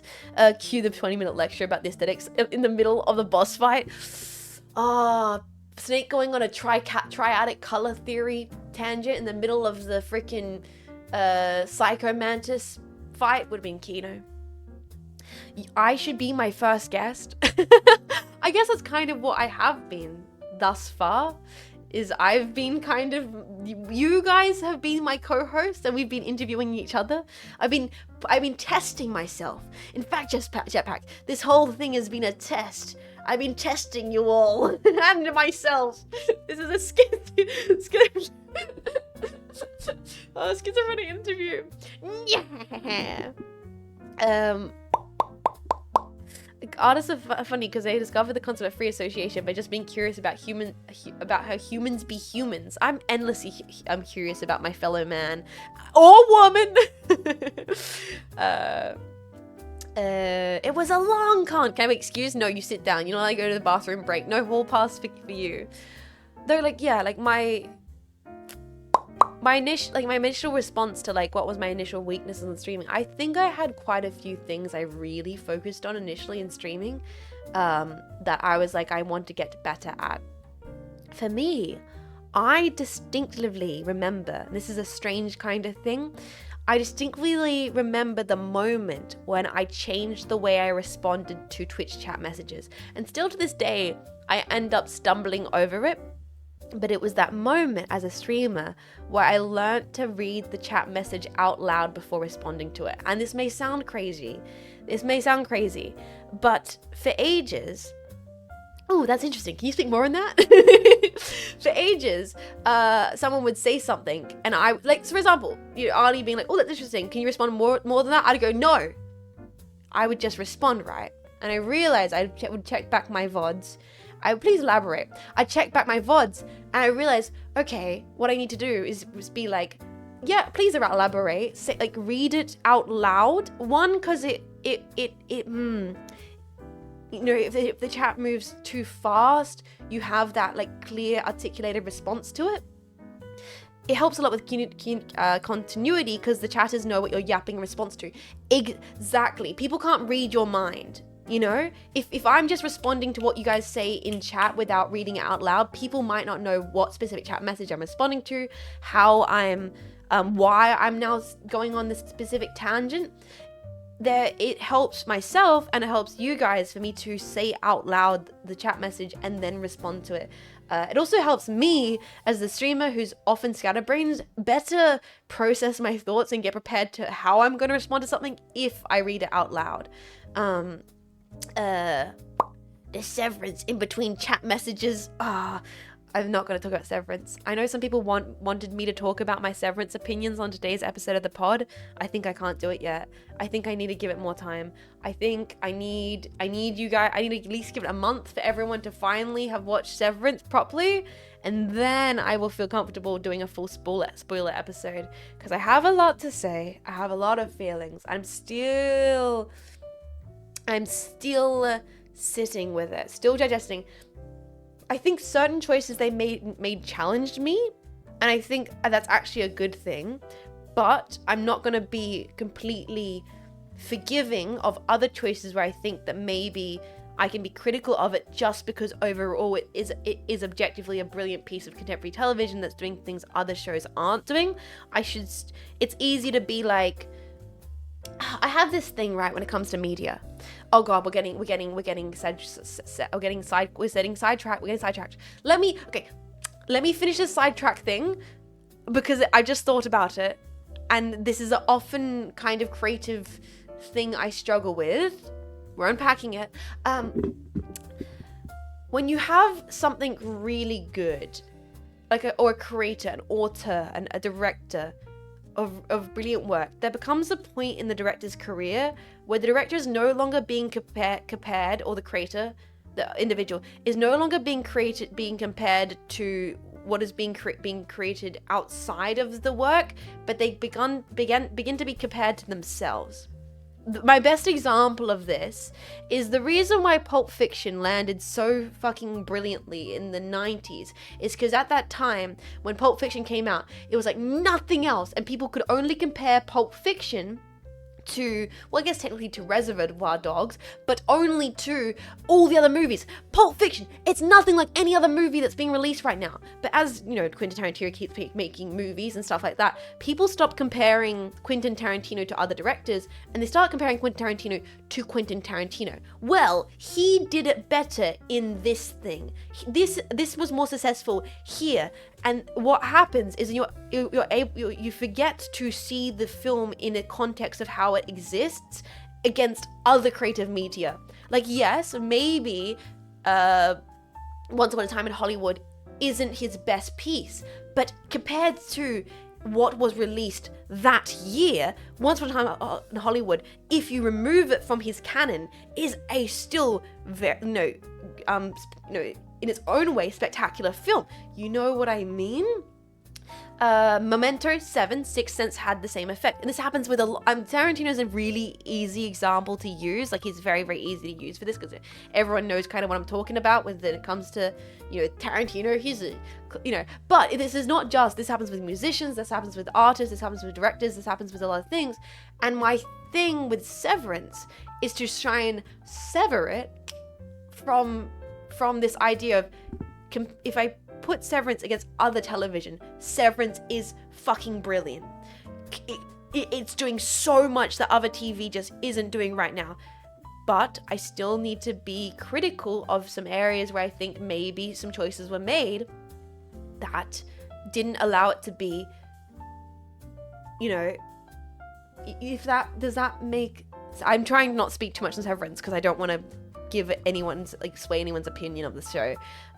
Yeah. Once Upon a Time in Hollywood was a monument for Bryson. I've yet to be convinced to watch Severance. Honestly, it doesn't look like my kind of thing, but I could be swayed. Hey, it's not for everybody. I'm not saying it's for everybody. I think a lot of people end up watching it that I was surprised ended up watching it. I was like, so many people I saw were watching it on Twitter. I was like, whoa, people watching the weird, challenging, avant-garde sci-fi show? Cool, this is great. I think it's like when people got really, really into Twin Peaks back in the day, and it's like, didn't expect that many people to be into Twin Peaks because it's so weird and like Lynchian, I watched it because VTubers kept reminding me. Yeah, the amount of VTubers that got into Severance, I freaking love. The more people, the merrier. Hopefully, there's more seasons in the future. That kind of thing. But, sorry. Did that kind of make sense, what I was saying beforehand? I think I've gotten a little bit sidetracked. Slightly. What I'm saying is, sometimes when being critical of media, I need to remind myself to try and sometimes compare it in a vacuum. It's to try and look at the piece of the work in a vacuum and not hold it. You can, and it's a balance, because yes, it is right to hold it against the other director's work, but it's also it's hard to try and find a good way to consume a piece of media, and sometimes putting it in a vacuum is a good way to do that, but not always ideal. I don't know, not consume, but like to review, to be critical of. I'm not sure. Yeah, it makes sense. It's hard to articulate. I'm struggling articulating this point, but I know what I'm trying to say here. You need to ground what's known by the general population. It's more like I just get irked whenever people go, whenever people go, Wes Anderson's latest film wasn't as good as Royal Tenenbaums, right? I get irked by that. I go like, Wes Anderson's latest film wasn't as good as Royal Tenenbaums is too Wes Anderson-y. It's like, okay, yes, but was Wes Anderson's film that was his most recent piece, did it compare to anything else that came out that month? No? Was it still the most creative, whimsical, bizarre fuckery that you saw that month? People stop comparing the director's work.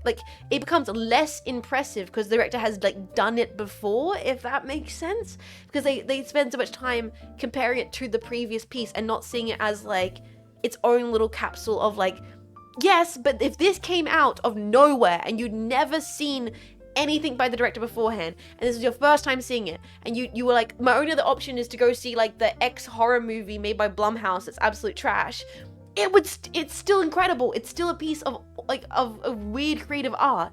I'm not the horror guy. That's Wes Craven. Does that make kind of sense? It's still made, which is completely fair take. I'm not saying you have to like it. Once again, this is not me saying you have to like it. You can still be critical of it, and I think it is still fair to compare work to the previous work of a creative, of course. But I always find myself being like, okay, I need to make sure I'm still able to enjoy it a little bit as its own piece of work, not always seeing it as it has to be better than this specific piece. I think I try to kind of explain that, unpack that a little bit. I think I can. I'm gonna be in the shower thinking more about this and be like, I could have explained that better to the jetpack. I poorly explained to that point. God damn it. It's something I toy. It's something I'm still working through and still kind of processing, and I haven't come to a final conclusion on that. I'm still considering where I fall on the whole comparing the piece of work to the filmography versus comparing it as its own piece. Like, that's still a thing I'm working through myself, and I haven't come to a final conclusion yet. It's something I think about quite a bit. Is the way you start, the way your perspective of a piece of work starts changing when it becomes work created by like a specific artist.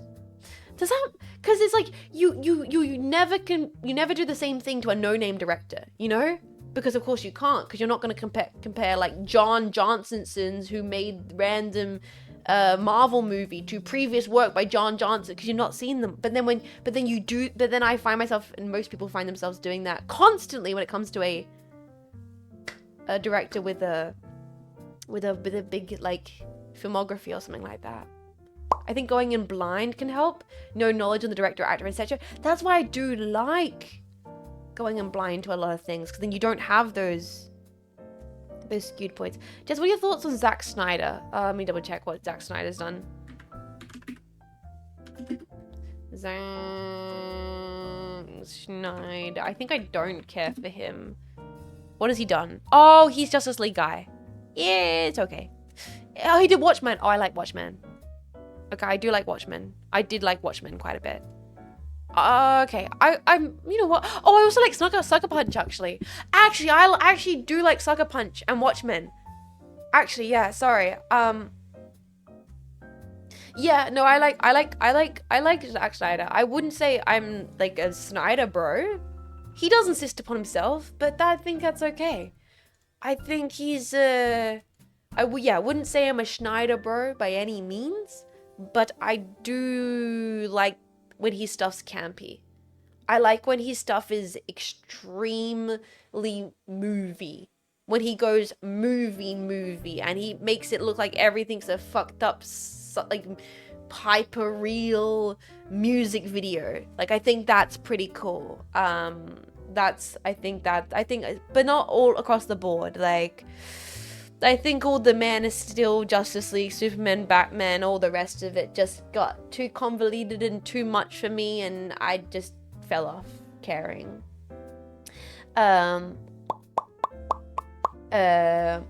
When he makes explosion movies, he makes the big money. Hello, fellow Jets enjoyer. Hi, Beetle, how you doing? Yeah, like I can't say there's not like. Also, he did Legends of the Guardians, which I kind of have to adore him forever because of that. Yeah, Sucker Punch is exactly that. It's a feature-length music video, which is what I like when he does that kind of stuff. I think he does it well, and I think it's a unique perspective, and it comes from a place of he clearly loves that stuff and it's passionate for it, and that's when I enjoy anything by a director, when they're coming from a perspective of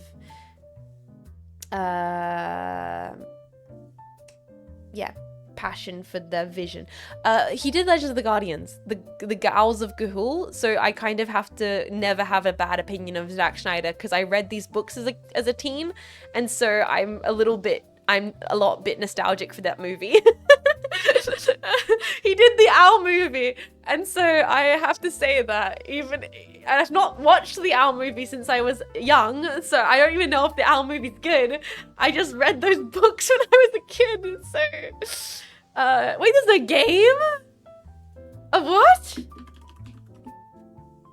Yeah, oh my god. Yeah, I read these books as a kid. These books here, boys. Oh, I've forgotten about this. I was kind of obsessed with the owl politics books. I was. When I was like 11, 10, even younger maybe, 8. This is around the same time I was reading those books about the knight ladies. The books about the young female knight who had to go undercover to be a Templar. I was reading the knight lady books, and I was reading the owl politic books about the owl council and all the rest of it. I remember reading these, and so I'm a little bit nostalgic for that owl movie. I never read Warrior Cats. Never read that. Oh my god, the game was made in 2010. Oh my god. Time keeps slipping into the future. Yeah, all the other kids my age were reading Percy Jackson and the like. I never read Percy Jackson. For some reason, I was like, I loved Horrible Histories. I loved the book about the lady being a Templar, I remember reading. The Gals of Ga'Hoole series. And the Guardians of Ga'Hoole, I mean to say. The Owls of Ga'Hoole, Guardians of Ga'Hoole. And I loved Geronimo Stiltskin when I was really young. I've talked about this beforehand. I loved Geronimo Stiltskin because it was really easy for me to read as a person who was incredibly dyslexic. When I was really young, I loved Geronimo Stiltskin books. Lemony Snicket? No. These are when I was very, very, very, very young. You guys know what I'm talking about? Stilton, like the cheese. You're right, Bleen. You guys ever heard of Geronimo Stilton? I when I was very young, quite young, I read a lot of these books. For those that haven't seen the pages of Geronimo Stilton, they're written in a way that was like really good for my young brain, dyslexic brain, because the words are like visualized in a way that, like, I think I've talked about this before in stream. The words are visualized in a way that like is image, like it was really good. Like Geronimo's, like cloud of pollen would be drawn in a way to be pollen-like, and sneezes would be like bright red, and sometimes, you know, like the words would slip off the page and stuff like that. Visualization of the words, like word illustrations, like big balls of mozzarella would be in yellow, that kind of stuff. And so you could, as a kid, it was really, really good for my brain, because reading has always been a bit weird for me. And I've always been a bit of one of those people where I'm like, numbers have personalities and colors have feelings. And though I don't believe I have that thing you guys claim I have, I still don't think that's true. But I just think I was over imaginative. I've always had a hyper imagination as I was like over imaginative kid. So this was really good. I don't have that thing. I'm just over imaginative, and 7 seems like a bitch. So this was really good because it like personified that feeling I always have. Jets would have eaten up object shows. I've got no idea what object shows is. It was really captivating me. So I loved that book series when I was a kid. We've gotten sidetracked. We've gotten so sidetracked, boys. I gotta answer questions in a little bit. That is literally textbook synesthesia. No, but it's like, it's not that, because it's not like, it's not like I'm consciously aware of that I'm doing it, if that makes sense. It's just, you know, it's not like if I didn't want the colors to have feelings, I could be like, just don't have feelings, but they do. But no, I just think everybody has this. Color is a deeply emotive thing. So of course it has a smell, and like media is deeply emotive. I feel like it's just some people close off that part of their brain, you know? Like I don't think I have like a specific brainwave. I think everybody's capable of feeling this way, right? Colors are deeply emotional and indicative of memories, and numbers clearly have semiotic relations to characterization, right? I also have a traumatic brain injury. No! young Jets would have loved the Kinder sensory videos. I got no idea what it is. I get it. A lot of people claim they don't have it and claim everyone else can access it. Devon Sound Center has it. Said in an interview, literally just said everything you just said. No! No! You guys keep trying to diagnose me with this bullshit. I'm not fancy. I'm just a normal dingus who has... No! So because it doesn't make sense to me that everyone wouldn't feel this way. It's color theory, innit? Red makes you respond a certain way. Blue makes you respond a certain way. Of course you look at certain symbols and they have personalities. Because we're just creative people that like to add characters to things. Right? Right? It's the human desire to want to personify. Right? Isn't this... No? This is not unique to me. I'm not a special snowflake. I'm just a... Right? But you also have a bowl for every dish. Yeah, because there's no. Because some food likes being eaten in certain bowls, and you can't tell me that's weird. No.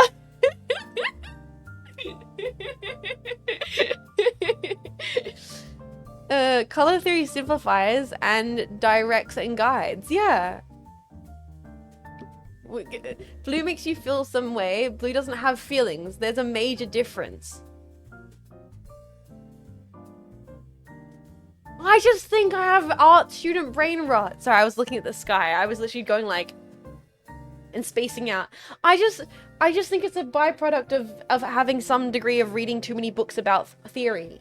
It's just, so I've just read Rays of Seeing and On Photography and History of Painting and Foucault and so my brain's just like, this has more meaning than it actually might. I'm just a bit whimsical. I was thinking that the other day actually. I was talking to a streamer and it was talking about how one of the things about these streams, bros, is oftentimes I have a lot of my playthroughs of streams have this appeal of being like first person experiences because I was not fortunate enough to play video games as much as I wanted to as a kid. When we're playing video games, it's like a first time experience of the game, so there's this appeal of you guys get to watch me experience something for the first time, which I really like. I sometimes have this fear that at some point I'm gonna have played a decent amount of games that I will have developed some degree of understanding of game language, which will happen inevitably after I do this for like another 5 years, another 10 years, hopefully. That I was like, will I lose the whimsy, that first time whimsy of just not having game sense? And I was like, I don't think I will. I think I'm kind of burdened with whimsy. I will always be a little bit like, whoa, as my gut response to things, and I can't help that. It might not, since you didn't play as much as a child. I think even if I learn game sense, which is gonna happen, I feel like I definitely have learned a decent amount of game sense already, still there's gonna be that part of me that still is gonna always find a way to be impressed when I encounter something new in a video game. Born whimsical, dress mundane, that's how I like to do it.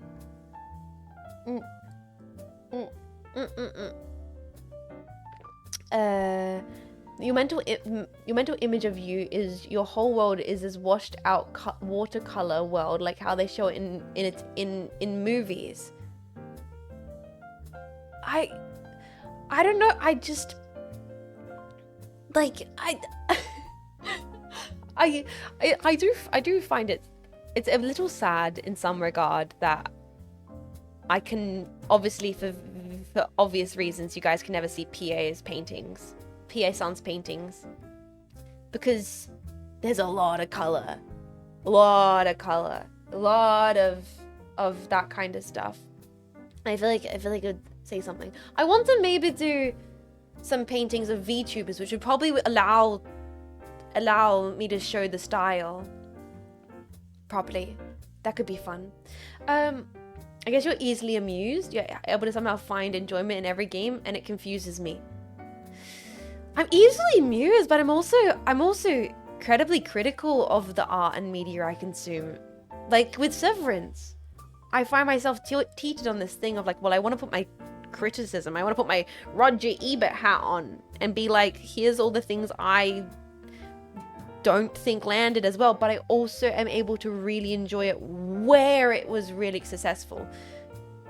Yeah, that makes sense. Childlike wonder is a great thing. I hope I never lose it.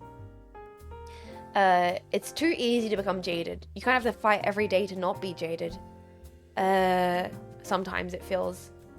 Just keep that like desire to really enjoy things.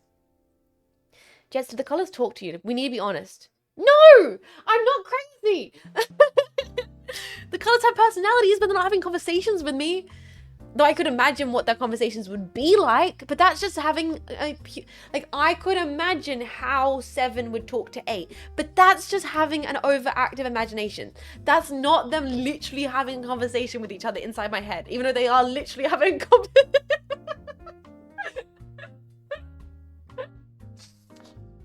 Sorry, so we're talking about project planning. Let's get back to, do the colors converse to each other on the canvas? Of course they do. That's what colors do. They communicate. Orange, you put orange next to blue because they relate to some each other in some way. Because orange has this kind of vibration that blue wants to respond to. But this is not me being like crazy. These are color theory things. This is science talking. Orange is very loud, and blue, you put blue on top of orange to quiet out orange so orange can try and peer through. This is science. This is just using emotive words to describe a science. It's true. Someone was inspired by Inside Out. I literally think there's a council of bullshit in my head. It's not one voice up there. This is too advanced for me. I'm sorry. We're getting very sidetracked. Is the orange and the blue in the room with you right now? What if color theory was blue and orange? You're totally right, and it's just a language-related communication issue. Yeah, it's just I'm using emotive words to describe things because oftentimes people can relate to emotion more immediately than they can relate to it on the scientific level. If I'm like, well, actually, the pigmentation of the light wave of orange is longer, therefore the shorter blue wavelength is less impacted on the way it hits your eyeballs. It's less engaging than when I explain to you that like blue's flatness can only temper the vivid rush of orange that will engage with you more immediately and confuse your senses, which in some kind of way is true. But the difference between when you talk about emotions is the subjectivity, because everyone's gonna have a different kind of feeling of how they understand orange. Orange and blue are friends, I swear. Makes sense. Shimada! How you doing, Shimada? I hope you're doing lovely. Welcome to the pod this morning. We're getting a little sidetracked.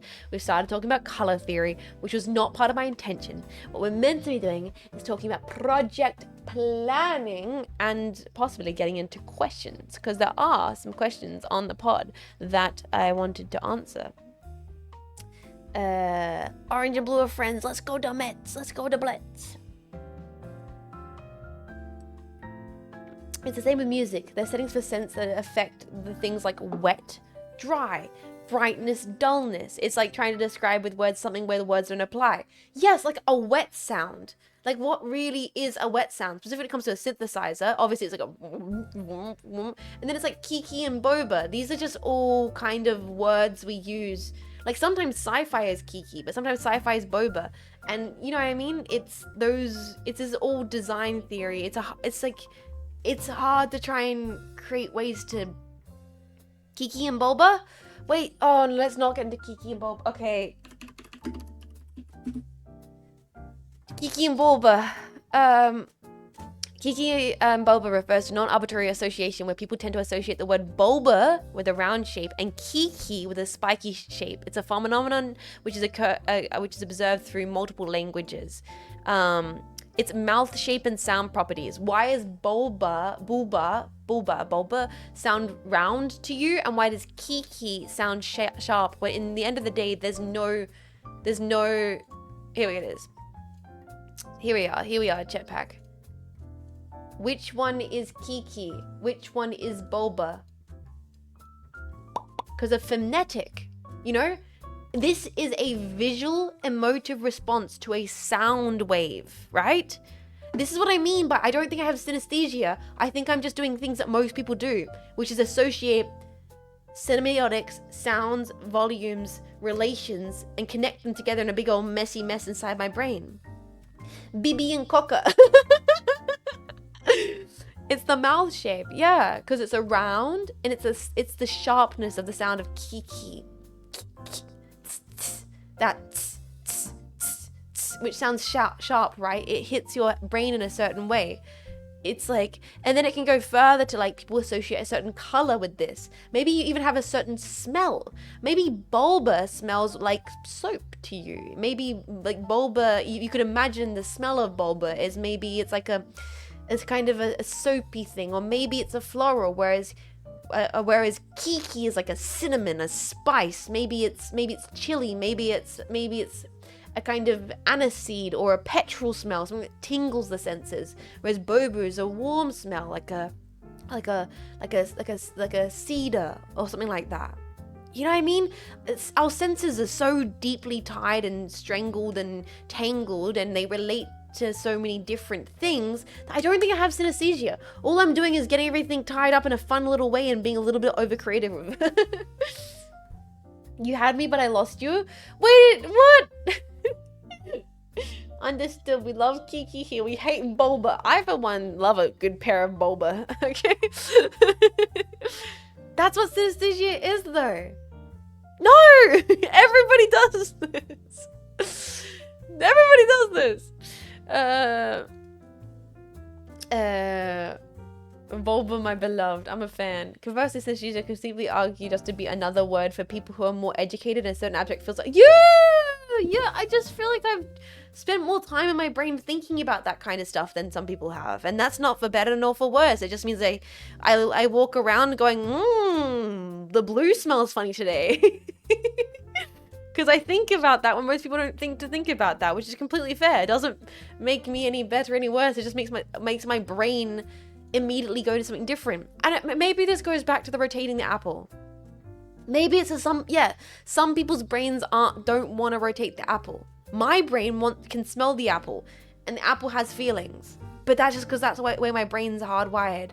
It's a visual artist brain. Isn't it that thing where some musicians have a specific gene that makes them more inclined to be good at music?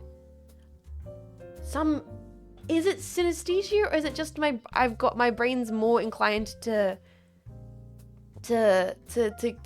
give the musician, good info for artists, as you can narrow into what you want to create. It also, like, here's the thing, when you come to, from the perspective of painting, right? If you're, once again, medium is the message, all the rest of it. As a traditional painter, paint on canvas, you're trying to convey something for the most part. Maybe not trying to convey anything. Maybe conveying nothing is the thing you want to convey. But for me, at least, if I was going to try to convey something, I tended to lean towards doing a lot of domestic scenes, which are very mundane, very boring. Maybe a corner, maybe a kettle on a stovetop. That was what I wanted to paint, right? Kettle on a stovetop. I wanted to paint that. What can I bring to this kettle on the stovetop and the paint that makes it engaging? Do I want the kettle to feel lonely? Am I trying to capture this feeling of confusion, this coolness of a morning? How would I achieve that? What can I invoke in a viewer? Do I make the painting really, really big or really, really small so that they're coming close and approach it? What would the canvas texture be, and how would that make them respond? Is it framed? Is it, like all these techniques and ideas and methods you have in front of your arsenal, and then we start adding things like feelings and emotional responses to color and smell. It can give you more tools in the toolbox of getting across something. Surely the kettle is just a kettle, and it totally can be. I literally had Well, I bring up the kettle because it was a prolonged argument I had with one of my favorite tute professors about my kettle. It was a long day. I was not doing well, and my professor was challenging me on this kettle. He was like, "Why'd you paint the kettle? Why is it blue? Why'd you choose that background?" And I was like, "Does it freaking matter?" I was about to say his name. That was a generic name. John? Does it matter, John? Is it fine that I just painted a kettle? But he's right. It both doesn't fucking matter, and if he wanted to, it could matter.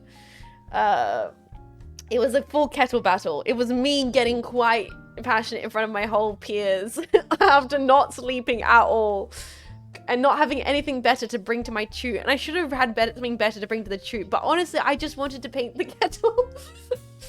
And he's like, "Why does the kettle feel sad?" And I was like, "I don't know, John. Why does the kettle feel sad? You tell me." I just wanted to paint the kettle. Why did you not paint this certain part and you didn't paint that? I don't know. It's fun. There is some joy of over analyzing art. I find it a treat sometimes. God, oh man, just enjoy this kettle, a succulent kettle. So was it a Dadaist kettle? It could have been a Dadaist kettle. Why is it not a happy kettle? Life is like a kettle. Why are you sad, John? It's your fault your wife left you. Cynapse Inc. Exactly. It's just... That was the fun. That was the fun. Some days in study, you wanted to engage with, the idea of, over analyzing the kettle. Some other days on study, you just wanted to paint a kettle and you didn't give a shit about it. Honestly, I could unroll that piece of the kettle right now. I've not looked at that kettle piece in probably 4 years. I wonder if it actually was a sad kettle. I wonder if John was right. I painted a sad kettle.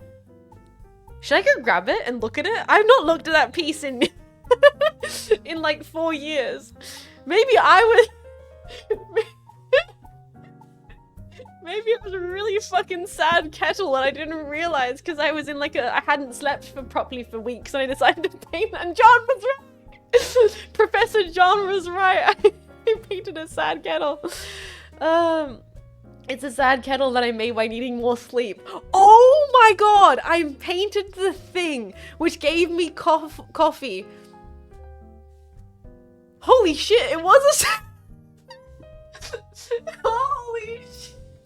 I was so sleep deprived. I came into that toot with nothing in my system apart from 2 cups of coffee. I think I was feeling under the weather. And I ended up arguing for half an hour with my tutorial professor about it just being a kettle. It's not that deep. I gotta apologize to my professor. Oh, but there was something, boys. It's always more than a kettle. Fuck.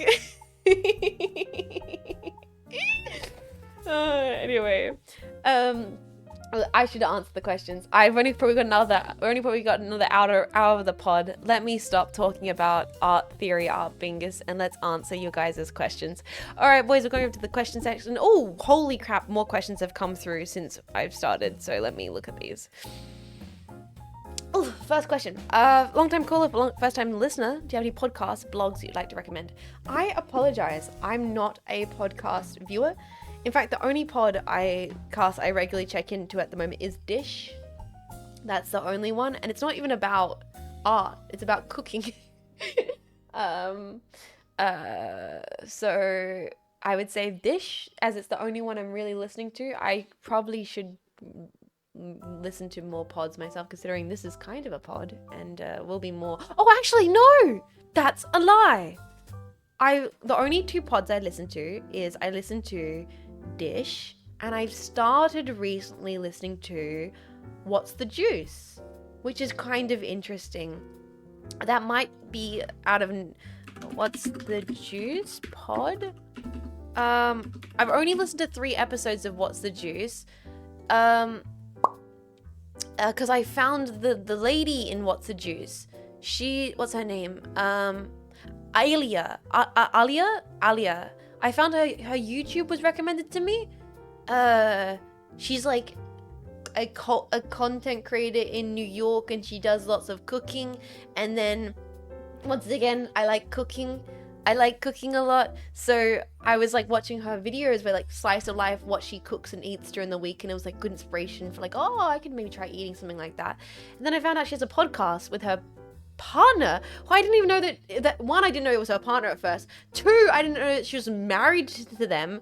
But then I've really enjoyed it because they kind of just talk about general stuff, and they're quite short episodes, and I put them on in the background, and I've really been enjoying them. So I completely, maybe not everyone's kind of thing, but just being honest, I have started listening to episodes of What's the Juice, and I kind of like it. It's they're kind of the cool inner New York types, so I don't know, but they seem to have very grounded opinions on life and stuff. And then when I found out that like they're married and they're like creatives, I'm like, oh, whoa, it's completely shifted my perspective. And so they have like a very contemporary opinion of like being like young and married and stuff. And I'm like, what the hell? This was a unique perspective. So I've been enjoying it. It's a completely different perspective of things I've seen. So yeah, What's the Pod, What's the Juice, and then Dish. Probably the two things I've been listening to. Cooking is a form of art. I believe it. Absolutely. Did they ever figure out what the juice is? Not yet. Once again, I've only listened to a few episodes of the pod, so I don't know if it's any. It's currently what I'm listening to, at least.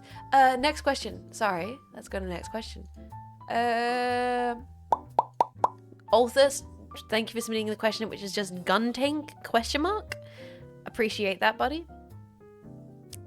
Oh, okay. I believe you mentioned listening to the My Beautiful Dark Twisted Fantasy album by Yee.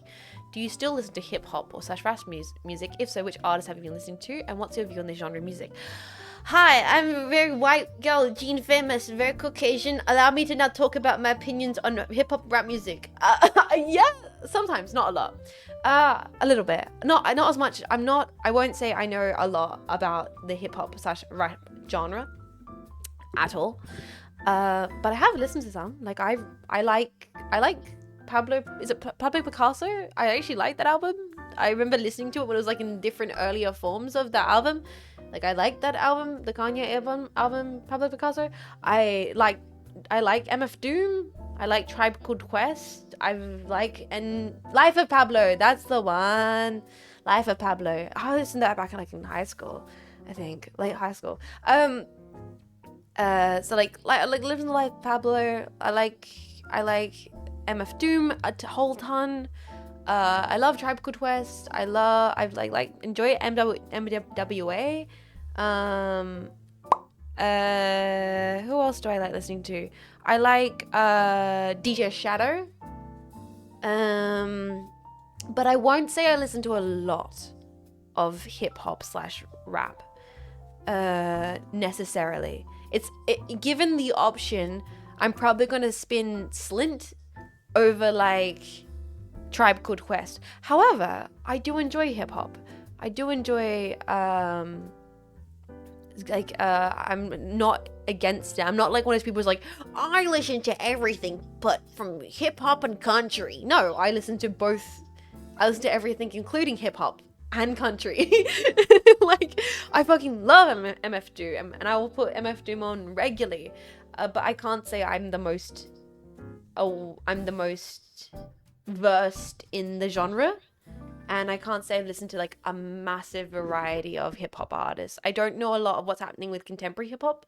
A lot of the hip-hop artists I like tend to be like earlier, is it East Coast or West Coast? I don't know which coastline it is. Kind of artists. Name 10 hip-hop or country artists right now. Can I be a mixed bag? If it's hip-hop, MF Doom, Tribe Called Quest, NWA, DJ Shadow,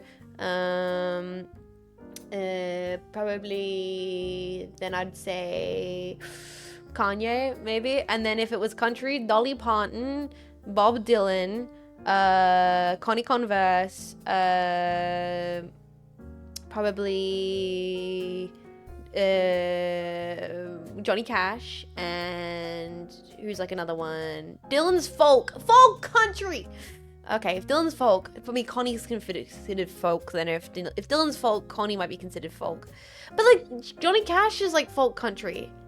Yeah. Okay. Well, here's the thing. DJ Shadow is probably considered trip hop, not hip hop. We're getting into genre semantics then, where it's like, is it country? Is it folk country? Is it new folk? Is it electric country?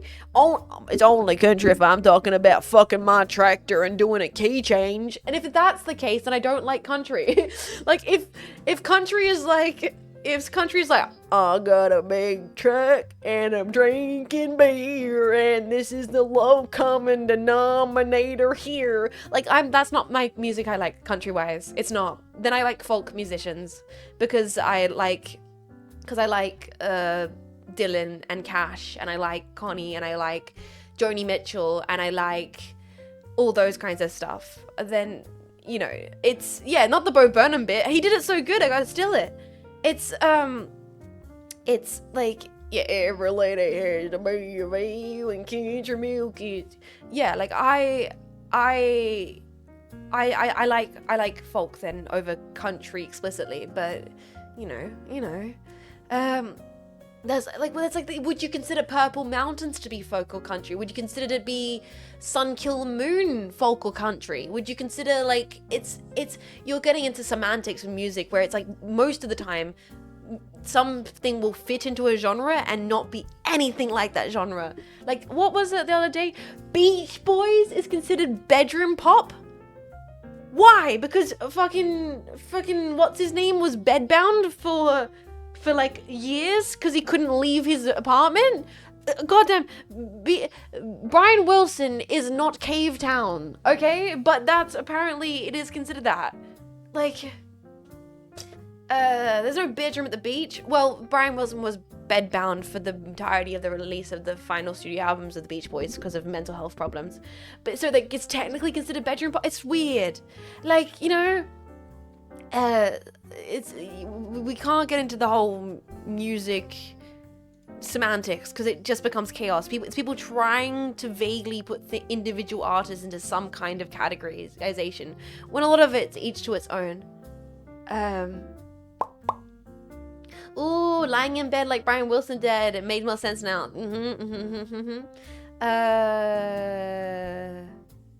Sulfity pop is a thing for loads of 80 tracks, and people act like that name is not less than 15 years old. They started making up genres like yacht rock was created by YouTubers, and when they tried to talk to Steely Dan about it, they told him to fuck off. Yeah, like yacht rock is a whole genre that is describing a genre from like the 80s that the people who were making music then were making pop music. You know what I mean? It's like, okay, looking into it, Dylan technically did an album that's considered old country. That's the thing. Bob Dylan is a country folk musician. Bob Dylan has done so much different music. Bro is an identity chameleon. It's like trying to be like, what is David Bowie? What is he? Because David Bowie went through so many different genre evolutions. They're just musicians. Like, doesn't he have like 6K songs? And that doesn't get started on him remaking songs from previous albums, like the 500 variations of Blood on the Tracks that Bob Dylan has done over the years. What is, okay, then what is like Patti Smith? Is she a punk musician? Is she a alt musician? Is she an outsider artist? She did a song that charted. She also does like almost like fucking poetry in half of her songs. Yeah, it's a bit of a mess. It's a bit of a mess. How many art movements throughout the ages have called themselves modern? There was, yep. Oh, we're not getting into it. I keep singing art. I keep seeing art discussion every time I open Twixter, and I'm like, no. You can do it. Thank you so much for 8 months of support. I really appreciate it. G'day, mate, for 8. Thank you so much for supporting for 8 months of support. You can do it. Thank you. Thank you so kindly. Please enjoy your emotes. Thank you for enjoying your stay here. It's not worth it. It's not worth it. You can drive yourself insane. You can drive yourself insane getting into genreization and being like, I only listen to X. But in regards to the question, which was about like hip-hop rap music, I would never say I'm like a person who listens to hip-hop and rap, because I don't know enough about the broad genre, and I really only have a few cherry-picked artists who I've like listened to regularly that I really vibe with. But yes, like I'm open-minded, and if hip-hop's on in the background, I'll be like, this is a vibe. If it's good, man, regardless of the genre that it falls into. Oh, Bleen, don't you get me started. No. Bleen, I would like you to Bleen, I would like you to please retract that statement that you made in the chat.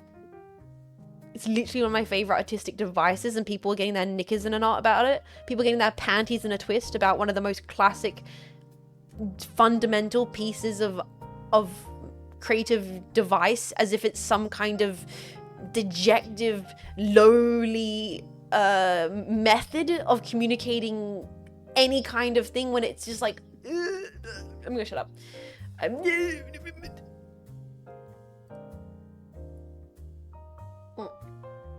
gonna stop.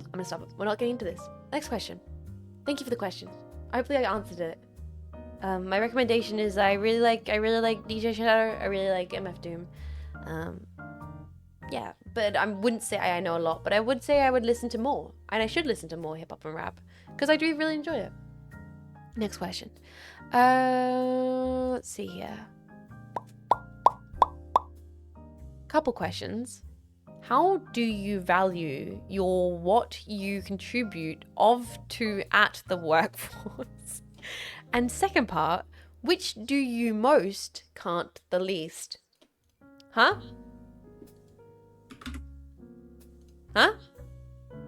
Sorry.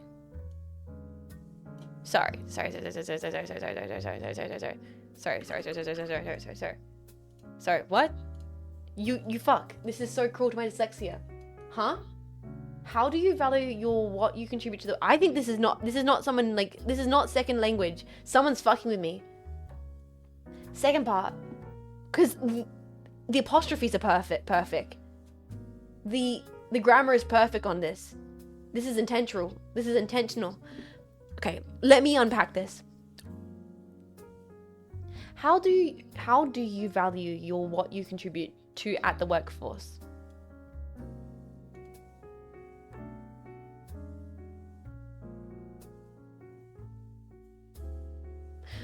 Well, I don't really contribute to the workforce, do I? Because I'm a streamer. It's not a real job. What do you mean? I've never worked a real job in my life. Except for all the years of my life I worked menial and non-menial and hospitality and retail. I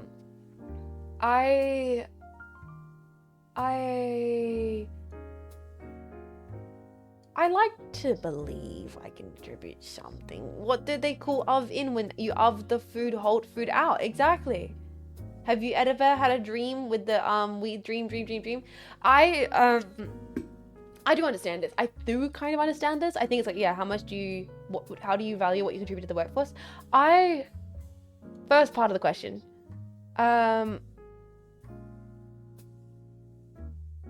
This is a mecha-opocalypse bit. Streamers, entertainers. I like to think I do my best to contribute something. And where I can push myself to contribute more, I actively would try to. I think in regards to trying to contribute more and make more, I think things like, hopefully this pod is one of those things. Being able to bring in more streamers, get more perspectives, get something new, create something.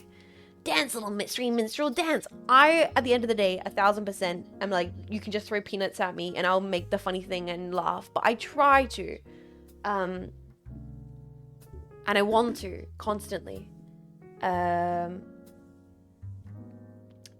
Create more stuff to contribute more, or that is of value. Like the pod, like Vishayon. Like spaces like that where people there is beyond just being Peanuts monkey, which I love. Don't get me wrong. Not saying there's anything wrong with that. I love that. I would happily do that and then do that to my best ability as possible. Please keep on treating me like funny entertainment monkey. That is fine. But also because of the way I am and I always want to be working on things, creating stuff. And if what I contribute brings more value, if I have different approaches for things, I will try that with the pod, with the Vishayan, and with other stuff in the future, hopefully. And then second part, which do you the most, can't the least?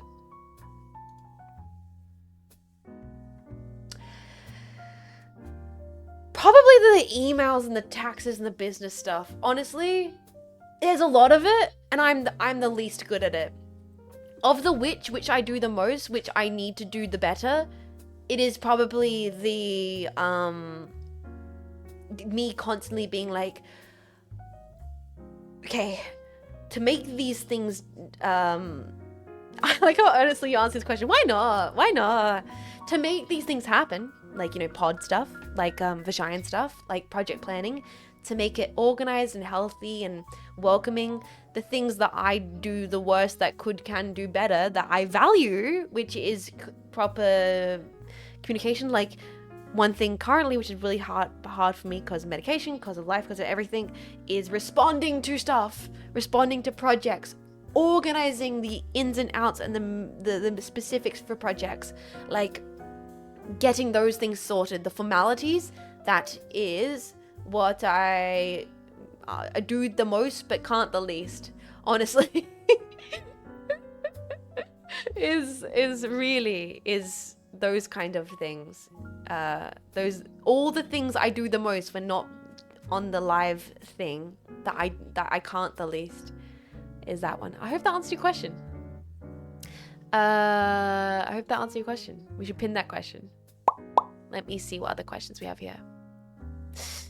Jetpack, please don't ask me if I'd rather fight 100 goose-sized horses or one horse-sized goose, because you guys know the answer is I'm a little bitch baby and both of them would beat me. I would turn heel and run in the other direction going, oh, fuck, 100 gooses. Ah, fuck, one horse-sized goose.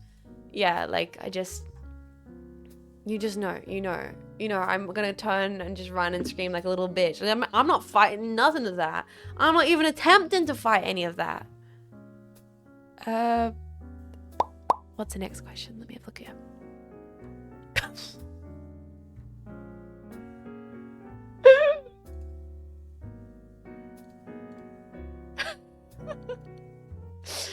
Sorry, I really wanna just, oh god. You know, I got a controversial take to this one. Jetpack, should women be allowed? You know what? Might be bold of me to say this, but yes, I think they should. Hear me out, gentlemen. Hear me out. I feel like, yeah, affirmative. I think women allowed. Yeah, controversial. Yeah, I think. Fuck it. Yeah, you know what? They've been not allowed for so long. Let's let them. Let's fuck it. You know what? Let's let them allowed. Ah, those ladies. Yeah, let them. Just to be a pick me, you have to say no. Oh, sorry, I'm not being a React Andy, another VTuber. Women are horrible ladies who don't. Oh, they're so different and evil and awful. No, fuck it. Women. You know what? The real question: should anyone be allowed? And the answer is yes. If you're not hurting anyone, you should be allowed. You should be allowed to, and you should enjoy whatever you want to do as long as you're having a nice time. We all should be allowed. Okay, next question. That's a full-on question. Let me skip that one for now. And then we'll come back to that, because that's probably going to be the rest of the pod if I answer that question. Someone recommending Celeste to me. Thank you for the suggestion. If you would like to recommend a game, please put it in the Discord. That's the best place. For the Unpacking pod, suggestions aren't the best spot because they'll get lost too easy. If you do have a game suggestion, the Discord suggestion channel for games is the best place, and I'll probably grab the game when it's on Steam sale if I like the look of it. But thank you for putting that through.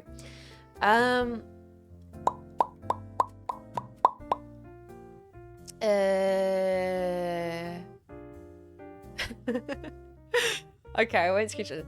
This was like, psst, don't say who I am, but what is it about giant robots and mechas? I don't get it. Please, I just want to be cool, but I don't know where to end the conversation or what I'm looking for. Oh, there's a sweet jetpack who doesn't know what's cool about robots. Oh, that's very sweet. That's very sweet. I don't know. There was a question I saw beforehand that I kind of skipped or missed. It was about like, why sci-fi? Why don't you like fantasy? Why robots? And to answer the question, I don't know for sure. I'm wondering how much longer you'll be alive for. I'm gonna cut here on the stream. You did foul us TV, but welcome and how you doing? It's probably on the last half hour of the pod. We'll answer some questions and then we'll wrap up and find someone to raid. But the pod is live at the moment, at least every Thursday around 7 to 7:30 a.m. Australian Central Daylight Time. So you'll be able to catch next week, hopefully at the start. But also VOD will be up and it'll be live on the VOD channel. It's one of those things. It's like personal preference. Robots are just cool. There's nothing to think about. And if you don't think robots are cool, that's fine. Just like I feel like I'm often over penalized for not thinking that like fantasy is cool when magic's cool. It's fine. I just don't get it. I look at magic and fantasy and go, I don't get it. I don't get what's so cool about. Why do you want the magic and fantasy when you can watch big clinky machines, industrial material go brrr, you know? Like, but just like how I don't understand the fantasy, I also understand maybe not getting mecha. It might just not be a thing that clicks in your brain. For me, I see like people running around the forest being like, lightning strike, fireball, and I'm like, cool, good for you, glad you're having fun. I'm gonna be over here building my robots. You know, like it's just a preference. It's just I don't really get the appeal of that as much as I like weapon, gun, machine. That's just me. I always wanted to go to space since I was a very young kid. I'd lay on the grass and I'd look up the stars, and that's just how it's always been. Always was magnetized towards space, future tech, future media. Watching Star Trek as a young kid when no other kid my age knew what a Star Trek was. That's just kind of where my brain is. Never was kind of, I never really, I read some fantasy books, but they just didn't stick with me as long. They just didn't stick with me.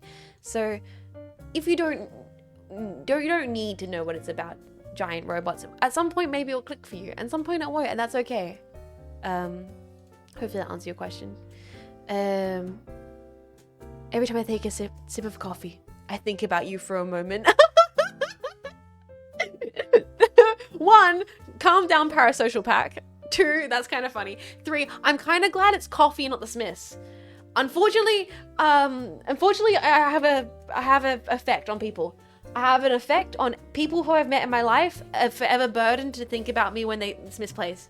This is a consistent thing. I've been told so many times that if a Smith song comes on the radio, they'll go, oh, yes. They'll think, and I'm like, I'm sorry. It's a problem, and I'm sorry. I've done this to most people I encounter. Don't do it. I'm happy it's coffee and not Smiths. I feel like it means it's a meaningful shift in my personality is happening. Rip, that's neither Smiths. Fuck! I have loved people, unfortunately. Invite Hanya onto the stream to talk about Japan with you. We will do that when we have Hanya on the pond. Thank you so much for the question. Thoughts on flannels. Oh, okay, I want to talk about this, but I will pause this and we'll talk about flannels on the fashion episode of the pod. We were talking about clothing and fashion and how I really want to get myself a leather bomber jacket. In the Discord earlier, but I think we're gonna hold that off to the episode of the pod where we talk about fashion. Here,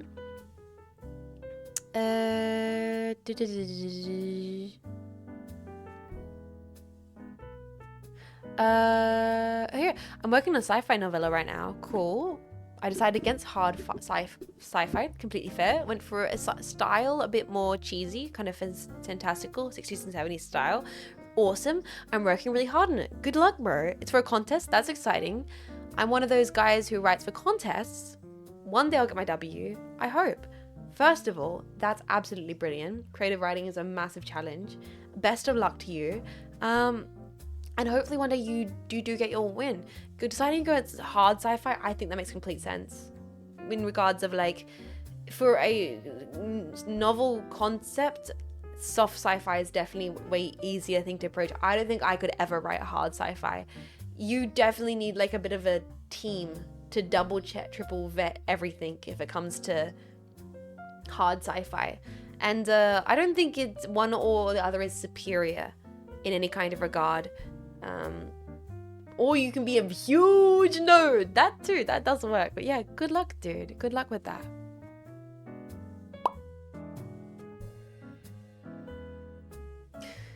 Oh, okay, this is a great question. Sorry, next question. I'm just clicking to read the next questions. Oh, this is a really good question, actually. This is a great question. Let me drink my coffee.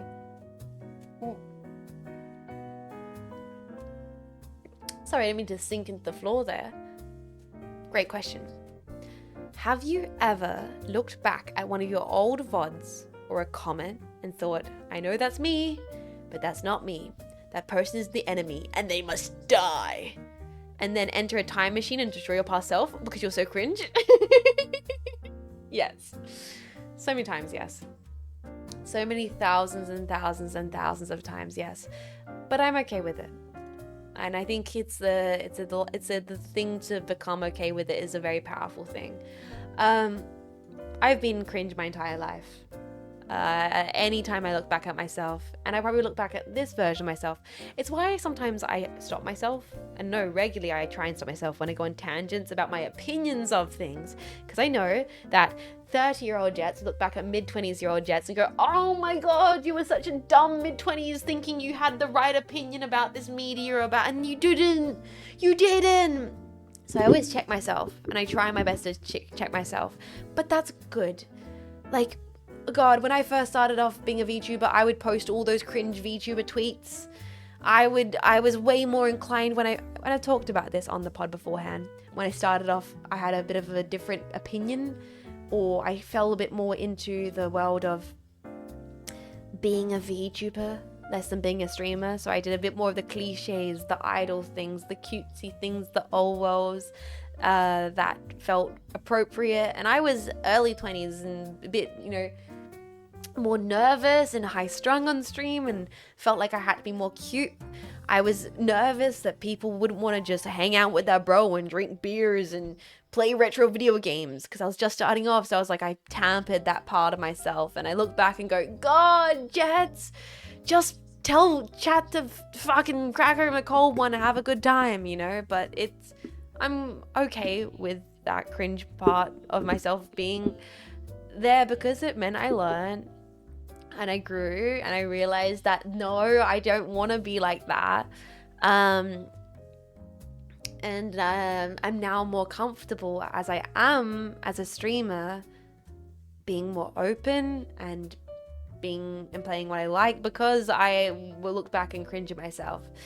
I was exploring my niche. Exactly. And I'm cringing free. I am.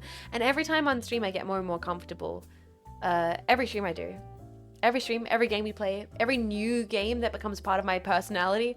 So yes, 1000% yes. I look back myself constantly and cringe, but I try not to be too hard on myself about it, because there's also some part of me that's making that cringe version of myself very happy. Like Cringe Jets from like 4 years ago now, streaming 3 years ago, she couldn't believe being able to be here and be so relaxed. Like, she couldn't have fathomed having jetpacks hang out for a stream where I'm just talking and we're just talking about life and art. Jets from 4 years ago could not believe the concept that a bunch of you guys would sit here and listen to me talking about the painting a kettle and have a fun time and actually listen and want to engage, and then be here for the freaking Deus Ex streams and the that I got sponsored streams this month. This month was the first month ever in streaming I got sponsored streams. She wouldn't believe that. And so, like, yeah, she was cringe and awkward and strange, but I don't think I would want to go back in the past and say they must die, because part of me actually is making that version of myself happy. Like, I was sitting in bed writing my journal, because I journal.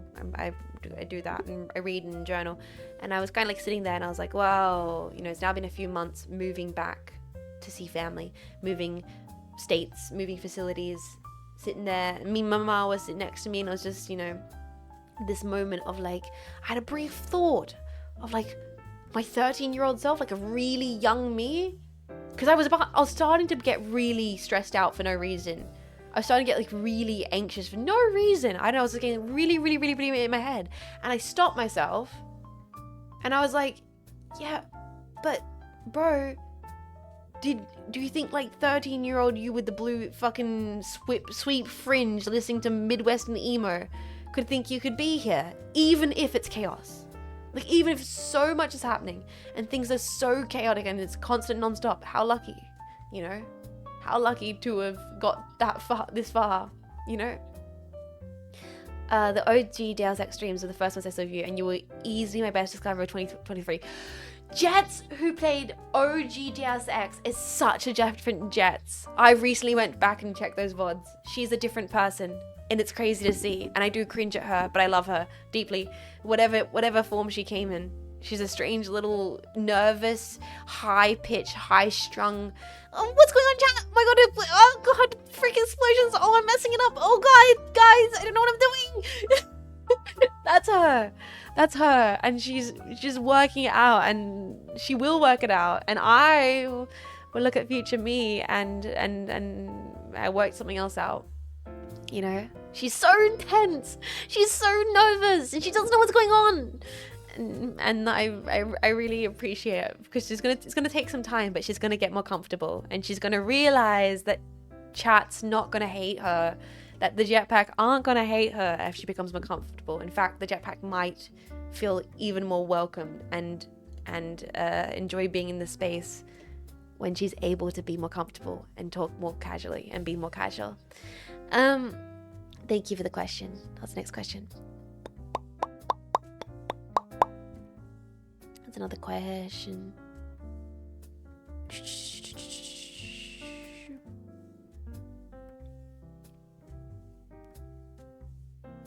There's these weird questions. These questions are kind of strange. I don't know what they're talking about.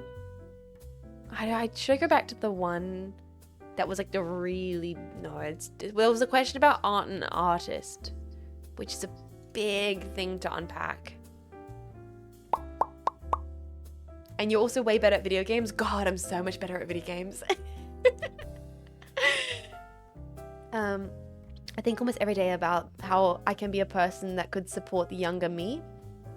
And it makes you glad that you were cringe once. That is what it is, Jaco. Oh my god. That is exactly what it is. It's the whole like, okay, I could support that younger me. And then you're glad that you were cringe and you've kept growing.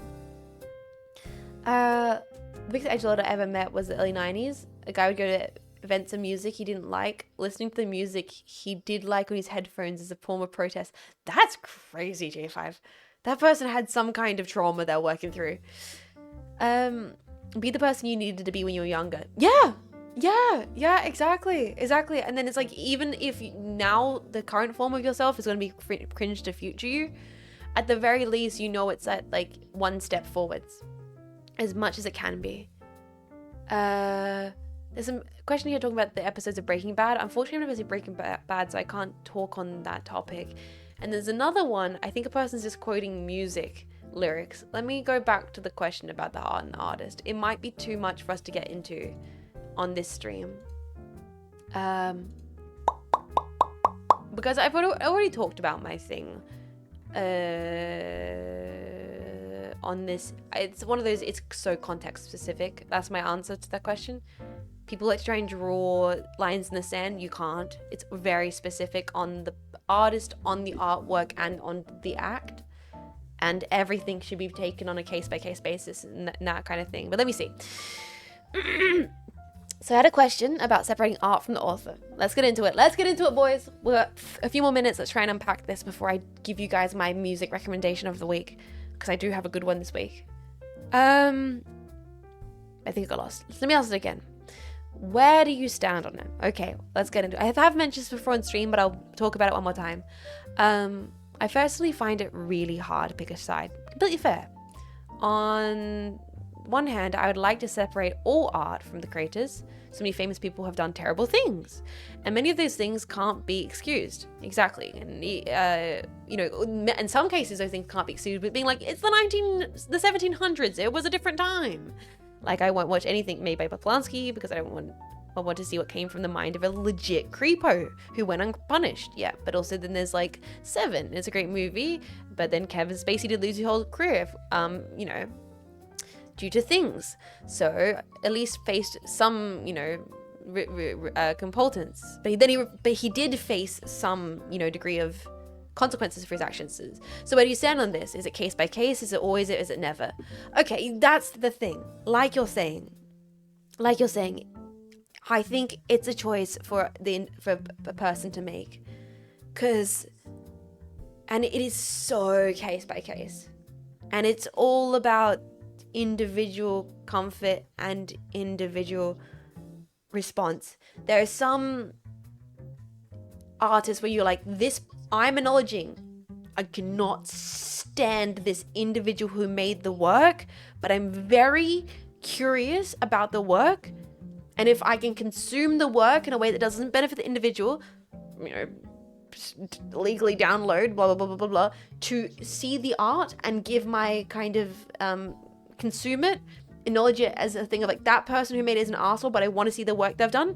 And maybe you watch the work and go, ooh, I can sense the creepo in this. I don't enjoy the work. Then, you were able to come to a conclusion to that. The thing it often comes down to is like, are you benefiting the individual?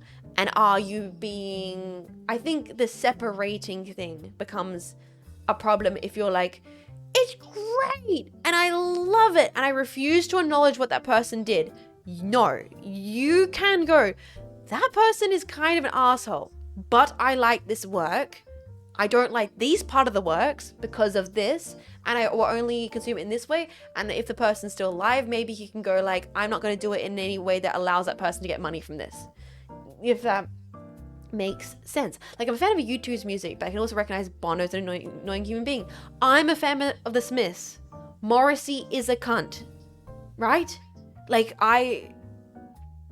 if you cut out every single thing from your life that was produced or someone who you find objectable, you may as well live in a cave. And likewise, I think there is a problem with cutting out the author. Like, I don't kind of believe in the concept of separating the art from the artist. I don't believe in that, because it's more keep the art with the artist, but be aware. Like, okay, be aware that this person is a cunt, but that way you're more medially enriched by acknowledging the artist, and it makes you more discerning, and it makes you able to analyze the work more deeply and see where the artist is part of the work and where they're not, and where your comfort level lies and where your comfort level doesn't lie. For example, I really like the band Sweet Trip. Love the band Sweet Trip. Current contemporary band Sweet Trip. Really, really cool. It's a duo between a guy and a girl. Turns out the guy's a big creeper, right? That sucks. Okay, I don't really want to consume their music in a way which now pays money to the guy being a big creeper. Problem is with listening to Sweet Trip is a lot of the songs are written explicitly about his creepo infatuation with the girl, so you can't listen to it now. And that's because it's specific context to the music. And so it's like, yes, there are still some Sweet Trip songs that might shuffle on when I'm listening to Spotify, and I'll be like, okay, cool. Yeah, cool, I'll listen to this. Disco is like more an instrumental It's not, I can listen to this, it's not the end of the world, but it's one of those things where it's like, yes, forever, irreversibly, my consumption of that piece of music will be a little bit changed. And it sucks. It sucks. It sucks to have people, the people who make the media you love, not be good people, because we want to just be enjoy the things we enjoy without that being a problem. It happens though. And it's not going to do me any good pretending it doesn't exist, because I just can't. And I'm glad I never found that artist. It's a shame. It's, besides Johnny Marr, he's the real talentless miss. Well, that's the thing. You just acknowledge Morrissey's a cunt and enjoy Johnny Marr's guitar lines as much as possible. Movies are huge projects. Can't dismiss the hard work of hundreds of people because the actor was revealed to be terrible people. Yes, exactly. And it's difference between actor, it's different between director. It's almost like, I don't want to use this term because it's like, it's a horrible term, but some movies, it's fair to be like, I can't watch this because the actor's now giving me a, for lack of a better term, an ick of a thing of like, once it's personal. Maybe you can look past this person being a cunt on set. That's fine. But sometimes I'm like, oh, this person just gives me a bad vibe now, man. I can't watch this movie. The vibes are whack. And that's personal. You know, I'm like, it's just, I'm not going to be able to sit through this. But sometimes I'm like, oh, well, X, Y, and Z might be an asshole, but this whole piece of art is still worth watching. Like, get me my latte, it's a bit difficult. I've got to fill in the form for unpacking. I'm sorry, I'm being like, don't worry, Saber, welcome and how you doing? You're not late. Well, you are maybe because the pod is about to wrap up, but I still hope you're having a lovely day. You can try. Exactly. You can try your best to separate it, but your subconscious isn't going to let you. And so I've come to the conclusion that it's case by case. Some cases, I'm able to still consume the media because maybe the impact is less prevalent, or I'm able to consume the media while acknowledging the bad actions as long as I'm not deluding myself as to them not being part of the work, some of the work. If that makes sense. Like, I think you can still, maybe if you want to, sit down and watch a Polanski movie. If you want to. If you're not comfortable, that's, once again, it's case by case. In a way that where it was like illegally downloaded and you sit there, and if you sit and go, no, this is making me uncomfortable, then you can stop at any time, because unfortunately in Polanski's work there is essences of his shitty behavior. You know what I mean? Some work less so, some work more so. Like, here's the thing, this is like, you're not gonna walk into a building because the architect was a racist. Like, it's so context specific. It's so context specific. It really depends on the media, how much the action is imbued in the media and how much the action is going to affect the consumption of the media for you. But at the end of the day, it's more valuable to do it case by case and be as aware of things as you possibly can. Depends on the building. Once again, even in this case, it might actually fucking depend on the building. There might be a building where you're like, oh, that building's giving me the ick. Like, you might be like, I'm not fucking with that building. Yeah. Depends on the room. Depends on all the rest of it. So yeah, I feel like that's kind of one of the cases. Like things with films, shows, you got other people involved, like all the actors can lose income, yeah, stuff like that. And I feel like this can relate to games. So things like games, this probably unpacks a massive that gets into a little bit more of a contemporary can of worms. But it's one of those cases where it's a big shame if you have a bunch of people and a game will go down because of one specific scenario. But maybe I'm less inclined to talk on because, once again, I know less about video games than I know about paintings. But yeah, where possible for me, at least when it comes from separating the art from the artist, I try not to separate. And I try and, if I am going to consume the media of a person who's done something bad because I want to, I try and do that by acknowledging the person's bad actions. I hope that makes sense. I hope that kind of explains it. But I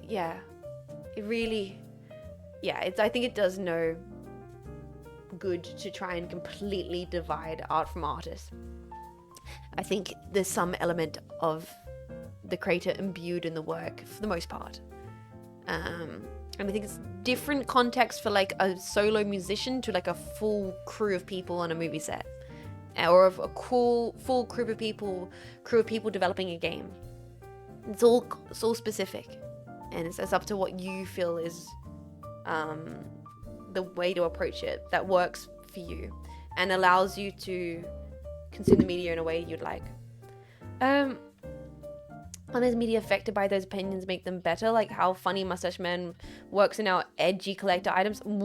Should not. This is a topic I've been trying to avoid all day because Twitter's having a fucking field day of the same boring bullshit. The same, Rothko versus Hitler's art. So I'm literally walking away from my microphone because I can't handle it. I'm leaving the room. I'm leaving. I'm not having this conversation. I'm not. It's bullshit. I'm not sitting here listening to people who think modern art is from the goddamn fucking 90s and not the 1940s. Give me my opinion. Give me their opinions about Rothko versus Hitler. I'm not doing it. I refuse. I fucking refuse. It's not edgy. It's mid. His art is mid. It's so fucking average. You would walk past that shit in the op shop and you'd never give it a second glance. You would see that shit on your nan's wall and you'd be like, you wouldn't even acknowledge it was hung up there. It is. I'm not talking about it. I ain't conversing. Oh, we're not doing this. Okay, I think it's time I get into my music suggestion of the week. My music suggestion of the week. My thing is, I feel like reason why I'm not talking about this is my brain is like, if you feel the certain way certain individuals do on Twitter, it's not worth my energy trying to convince you otherwise. Choose your battles. As Mech Mum used to say, and always says, she says, "Sweets, you only have a certain amount of energy to exhaust every day. Choose your battles." And I believe in this so fundamentally. And in choosing that I do not have the energy to explain to people why Hitler's art is shit. And why comparing it to a Rothko is the most perplexing, ill-advised comparison of all time. At least compare him to a contemporary. At least compare him to an artist that was practicing at the same time as him. Your point is so skewed that you're trying to make here. Rothko was painting years after him in a completely different artistic movement, in a completely different time period in history. At least compare him to other people that were practicing at the university that he was applying to. Like, you're so beyond the point. This is such rage bait. Yes, and maybe even practicing the same kind of style. Like, try and look at a different artist who was doing some kind of degree of landscape painting as him at the time and was successful at it, and then we've got an interesting conversation. Then we've got something worth discussing, but you're not trying to do that. That is not the point you're trying to make. The point you're trying to make is clearly some degree of rage bait of individuals who have never picked up a book on art in their entire lives and think that modernism is contemporary.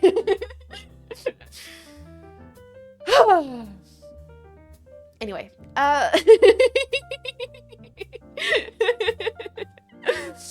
this is why I don't open Twixter. And to be fair, Rothko lived longer. To be fair, Rothko passed tragically because of mental health, a lifelong debilitating battle with mental health. And if you want to see a piece of work that captures the morbid existentialism of Rothko's late life, then The Chapel in Houston is a fascinating piece. and is a piece of work that I would love to one day see in person. One day I hope to. It was one of the reasons why I want to go to America. There's a lot of some of my favorite pieces of art of physical, in physical locations in America. America had a lot of land art and art that was like in one location. I would love to see the chapel in Houston at some point by Rothko. Pop off Queen. Thank you, chat. Thank you. If modernism is contemporary, then futurism is about art that hasn't been invented yet. None of these fuckers have read the Futurist Manifesto. None of these fuckers have read the Manifesto of Noise. None of these fuckers have read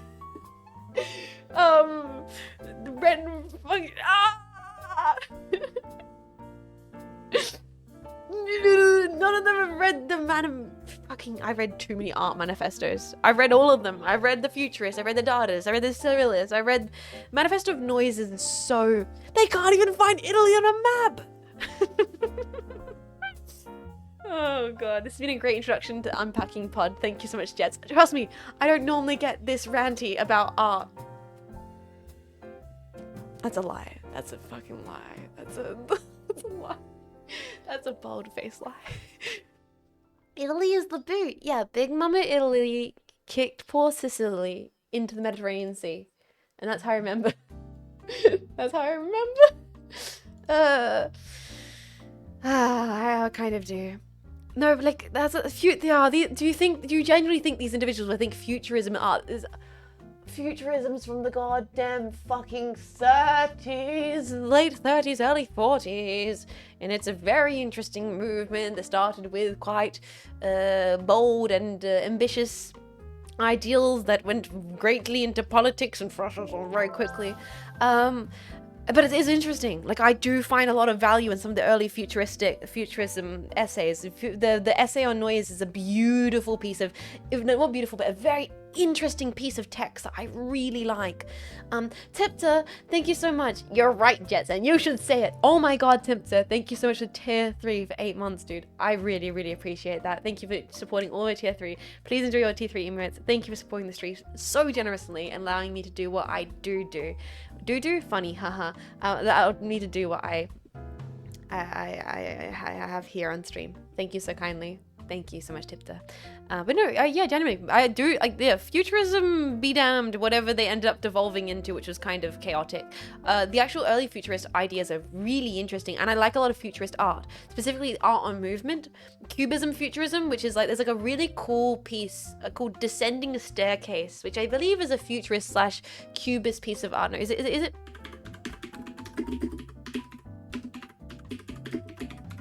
Which I really love. Yes. It's by Deschamps. So technically, it is futurist, but it's like Deschamps is the fucker who did the toilet seat, for people that are wondering.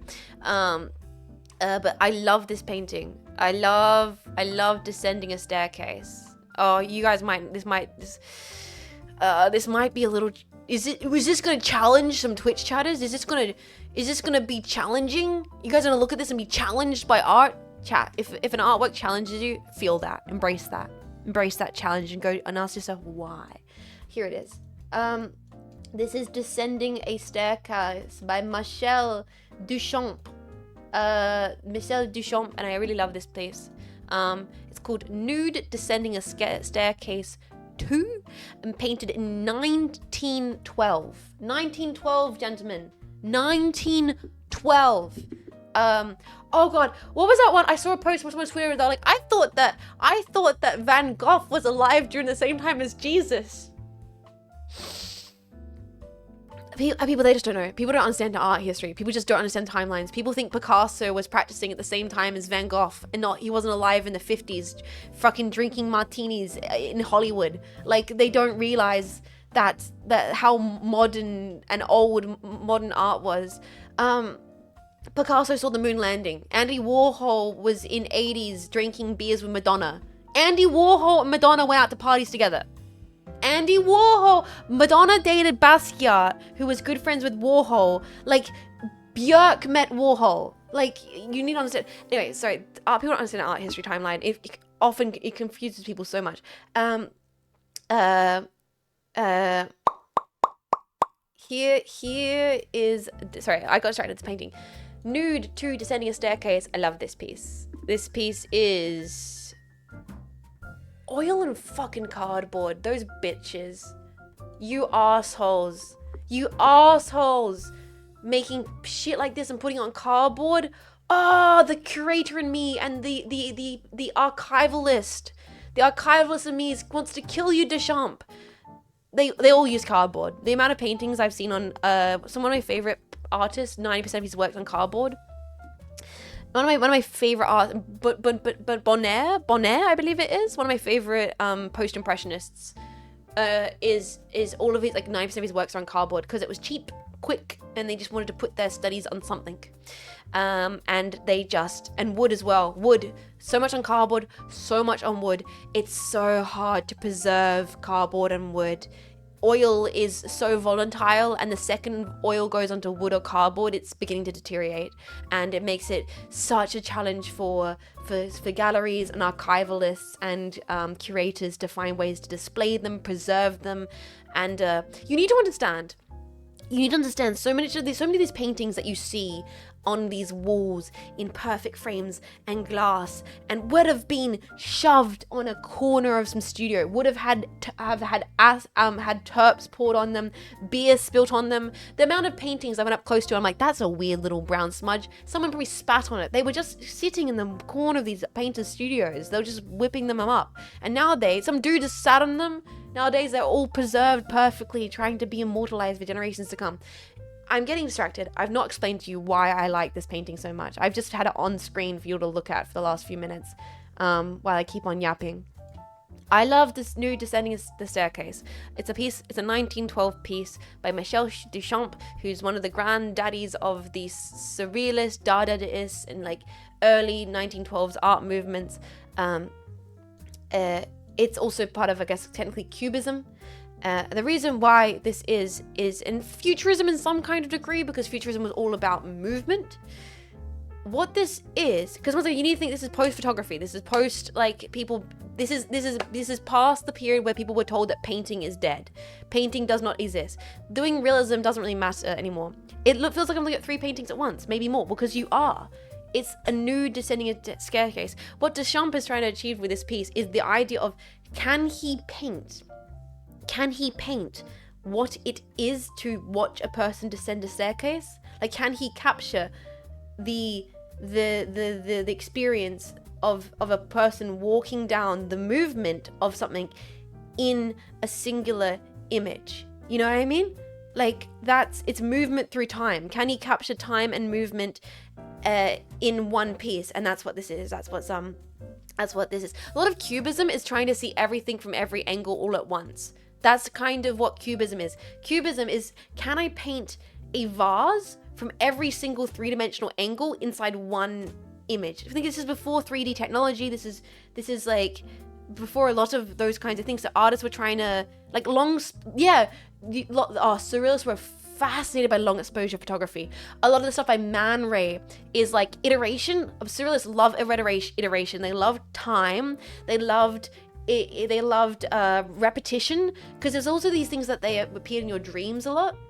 Non-Euclidean, like the idea, because also surrealists were obsessed with dreams. They were so interested in the idea of, like, you know, seeing your dreams, and then like how time works in dreams. So they were trying to see, in a painting, can I make the feeling of time expanding? Can I capture the sensation of time expanding and movement in a piece? And that's this nude descending the staircase. There you are. Here we go. Here's like a great example of a Man Ray photograph. Oh my god, talking about iteration. Here is a photograph by Man Ray. I believe this. If this is not Man Ray, I'm gonna lose my mind, because I'm like, it has to be. Oh no, it's Gauguin Mille. Is it? Wait, this is yeah. No, this is Elias Essence. This is a photograph of Michel Duchamp descending a staircase, done by I think Man Ray, but it could be a different practicing photographer at the time. So yeah, basically they would love playing with iteration and time and all that kind of stuff. And so this probably would have served as inspiration for what this painting became. I'm very oriented towards futurism and some retrofuturistic stuff. There's an architecture style that's a silly name I can't remember. Finding searching it got buried by retrofuturism. Well, retrofuturism is a bit of a different thing nowadays because it's like retrofuturism can be talking about like alien and cassette futurism in like that kind of that 1970s idea. I feel like whenever I think of retrofuturism, I think of 1970s concept of futurism.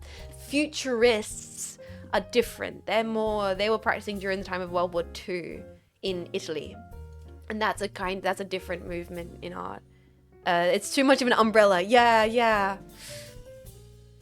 Why are so many mem there at the same time? What? This looks nice. Look at this photograph. Sorry, boys, how did we get here? Boys, how did I get here talking about Michel Duchamp? I've not even had what? You may find yourself talking about Michel Duchamp, and you may find yourself looking at the image of a urinal, and you may... Sorry, I just got really, really neurodivergent out of nowhere. I'm so sorry.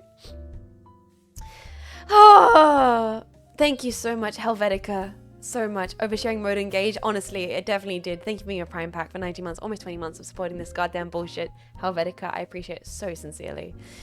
Artist Twitter. Future of the 70s, 80s, 90s, the atomic age of the 2000s. Well, yeah, well, that you got atomic age of the 2000s, but you've got the atom age of the 50s, which means they have nuclear future. You've got like nuke future, or like the nuclear family and all that kind of stuff, which I always thought is like a double play for me. The idea of a nuclear family is a double play, because the idea of the nuclear family is in the nucleus, but the nuclear as in like of the idea of it being at peak around the 50s during like Cold War nuclear kind of stuff. Nuclear. Fun word to say. Nuclear. What a fun word. Nuclear. It is a rabbit hole tangent. Well, here's the thing, boys. Art is a rabbit hole. It's why, once again, I wish sometimes I went into a field that was more productive. I wish I could be a scientist or a doctor or a physicist or something where I feel like the only thing my brain is full of isn't like, oh, the opinions of art and arting. Like, I wish I could be like Marco. Sometimes I look at Marco and Cleo, I'm like, wow, history, that's like a really, really interesting thing to know about wars and that kind of stuff. And with Marco, oh, wow, knowing about code and then computers is like genuinely interesting. And yet my brain is just full of this big nonsense of art, but I care about it so much. My brain is a big web of all of the ins and outs of the art movements and the pigments and the color and the structure of the camera and the flow of the painting and the synergy, and it's all up there because it's just, I always been gravitated towards it, and it always finds me happy, and I can't help but keep reading about it and looking more into it and learning more about it. And I feel like I don't know anything. Like, every time I look into art and art history and painters, I find a new painter, a new photographer from a movement, and I'm like, I know nothing about art. I know nothing. And I always get in my head when we talk about on stream, and I'm like, I'm not explaining this properly because I'm such a noob about art. I could know more about Duchamp. I could know more about Frankenfurter. I could know more about Man Ray.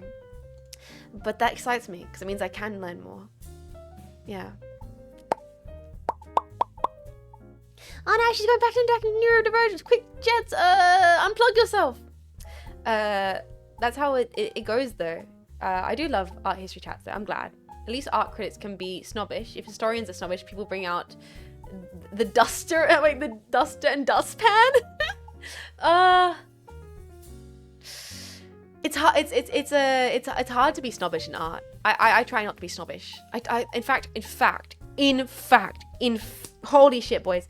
If possible, where possible, I will do my goddamn fucking best to not be snobbish about art. I think anybody can look at a painting and go, don't like that, and I'll go, fair, that's it. Go, yeah, absolutely.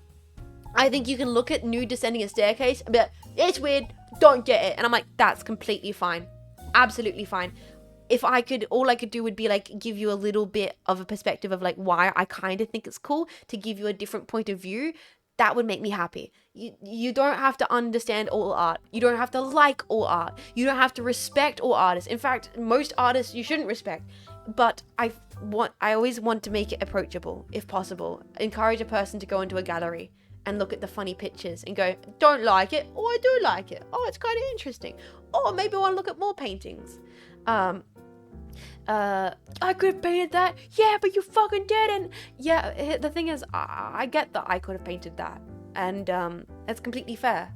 And all I would like to do when I do talk about art is, because I love it so much and it makes me so happy, is trying to, in my own small, tiny way, convey to some other people, convey to you guys why it's cool to me, why I look at that painting and go, oh, that's cool, that makes my brain feel good, and I don't, why is my brain respond that way?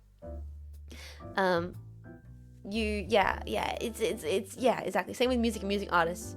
Why is, okay, I don't like the banana painting, I don't like the banana taped to the wall, but that's just not like my opinion, man.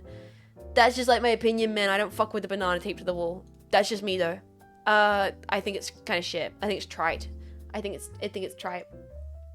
I think it's derivative. I think it's bullshit. I think it sucks. I think it's a reflection of the art market and it's bullshit. I also don't like bananas, full stop. That's true. That's true. I think it's reflective of some of the worst parts of the arts industry, is when it becomes industry and not expression. But, people have to eat. And people did eat that banana. Anyway, so, Jetpack, do you want to know the artist I've been listening to this week? So to wrap up the pod, 10-2, and we probably should wrap up the pod in a little bit. I got some things to do today, boys. I like art as long as it's connected to classicism, renaissancism, brutalism, modernism, Eurofuturism, vaporwave, and cyberpunk. Well, you're in for a treat, 706, because a lot of those are connected to each other. Vaporwave is deeply linked with neoclassicism. Cyberpunk's deeply linked with vaporwave, which is deeply linked to modernism, which is deeply linked to brutalism. And all of those have had some degree of influence on Neurofuturism, because it's a big web. That's the thing. When you start looking into art, you can't stop, because it's all tied together, and it's exciting. It's so exciting to find out how everyone's just been taking and pulling from each other constantly, and how brilliant that is. And I love it. I love delving into. I don't want to use the word unpacking, because I feel like I'm using that crutch too much. But genuinely love peeling back the layers of art history and seeing how it all ties together. Dear God, they're all connected. So that's what's cool about any discipline, the web of ideas that build upon the shadows of giants. Exactly. Art is like onions. Exactly. Donkey. Art is like onions. I wish I could do that voice a bit better. Okay. Jetpack. I have been listening to, and compared to some of the other artists I've been giving you guys as my suggestions, which have been a little bit more niche, I've been listening to Sparkle Horse. I got into Sparkle Horse. Now, I've listened to Sparkle Horse a bunch in the past, but never actually sat down and properly listened to an album by Sparkle Horse. So I actually listened to for the first time I went and listened to the entirety of It's a Wonderful Life by Sparkle Horse. So good. Can't believe I haven't listened to them before my life, because they've worked with everyone I like. Worked with Radiohead, Flaming Lips, worked with PJ Harvey, love PJ Harvey, worked with Tom Watts and David Lynch, worked with so many different artists that I enjoy, and I was like, how have I not properly listened to, worked with freaking Iggy Pop, worked with Julian Casablancas, worked with Patti Smith, worked with MF Doom, Black Keys, artists that I really, really like, and I was like, how have I not sat down, done covers of work by Daniel Johnson, who I love, Tom York, of course, of Radiohead, I was like, how have I not sat down and listened to Sparkle Horse? And now I've listened down and listened to Sparkle Horse, and I'm like, yeah, this is my kind of music. This is my kind of music. So I've been listening to It's a Wonderful Life all this last few weeks by Sparkle Horse. Specifically, love Gold Day. Gold Day's been playing, and the one song off It's a Wonderful Life that I'm really connecting with is Sea of Teeth. I really like Sea of Teeth. Oh, wait, Patti Smith wrote for Blue Coat Ulster, which is the band I'm really big into right now. Patti Smith is one of my favorite musicians of all time. I've talked about this before on stream, that Patti Smith's Horses was a spiritual moment in my life. I remember listening to Patti Smith's Horses for the first time like it's yesterday. There's like 3 albums that like I was listening to when I was about like 16 that like were pivotal for me as a person, I feel. Aji-san, ohayo! How you doing? Aji-san, ohayo gozaimasu. It's a morning, so, konnichiwa. What's morning again? Good morning. Ohayo! Oh, ohayo. Ohayo gozaimasu. Welcome in, Aji-san. There you are. Ohayo. Welcome into the stream. Can't have shit in Ohio. Formative. Listening to Patti Smith's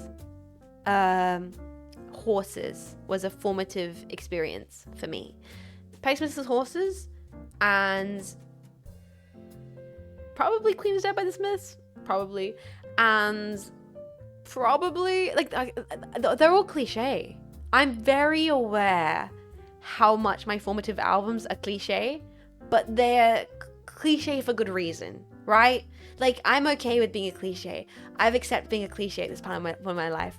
It's who I am, part of who I am as a person. It's a cliche for a reason. It was probably Queen is Dead, Patti Smith's Horses, and probably Velvet Underground and Nico by Velvet Underground.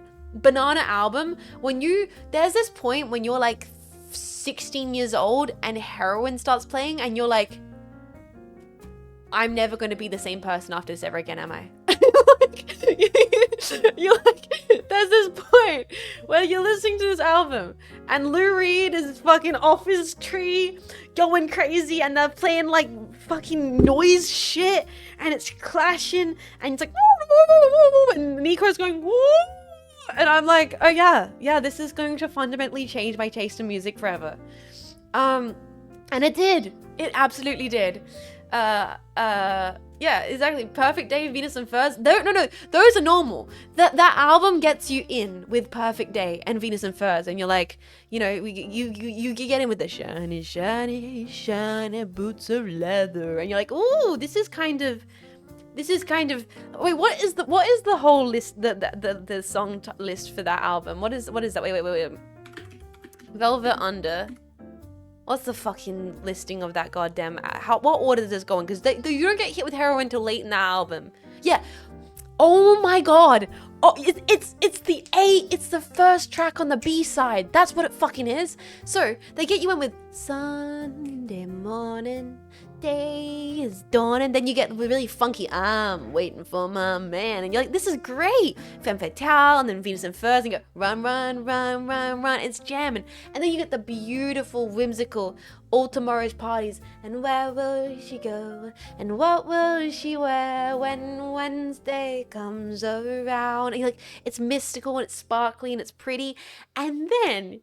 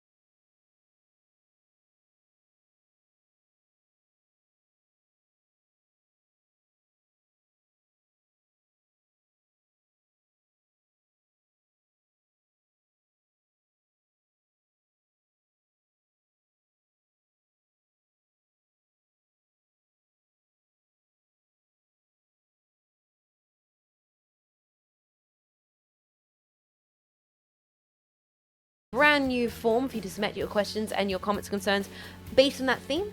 Not sure what the theme's going to be this week, next week. We'll work that out when we get there.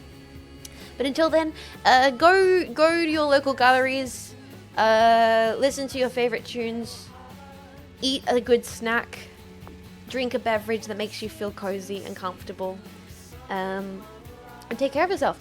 I'm going to be off tomorrow because I've got lots of doctor's appointments. Then I'm back with Deus Ex. Off again for more appointments, and then I'm back on the weekend. Keep on rocking in the free world. Watch mecha anime. Good luck, homies. Take care. This is always fun. No, seriously, I really have been enjoying these episodes.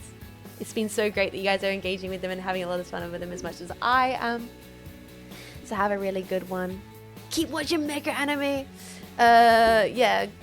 You're into WWE Raw? Dude, post some photos in Clear's Discord. Make her jealous. Bye, guys.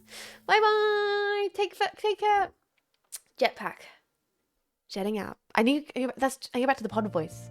Goodbye. Thank you for hanging out. Have a lovely day. Thank you for hanging out with the Jetpack pod. Bye. Goodbye. And if you're still here, thank you for watching the pod. It's been lovely. I forget that I'm meant to have the podcaster voice. It starts off at the start of the stream, and then by the end of the stream, I get too Genki and I lose it. But thank you for hanging out. Have a good one. Goodbye. This has been a Cynapse Inc. broadcast. Cynapse Inc. linking you with a safer tomorrow.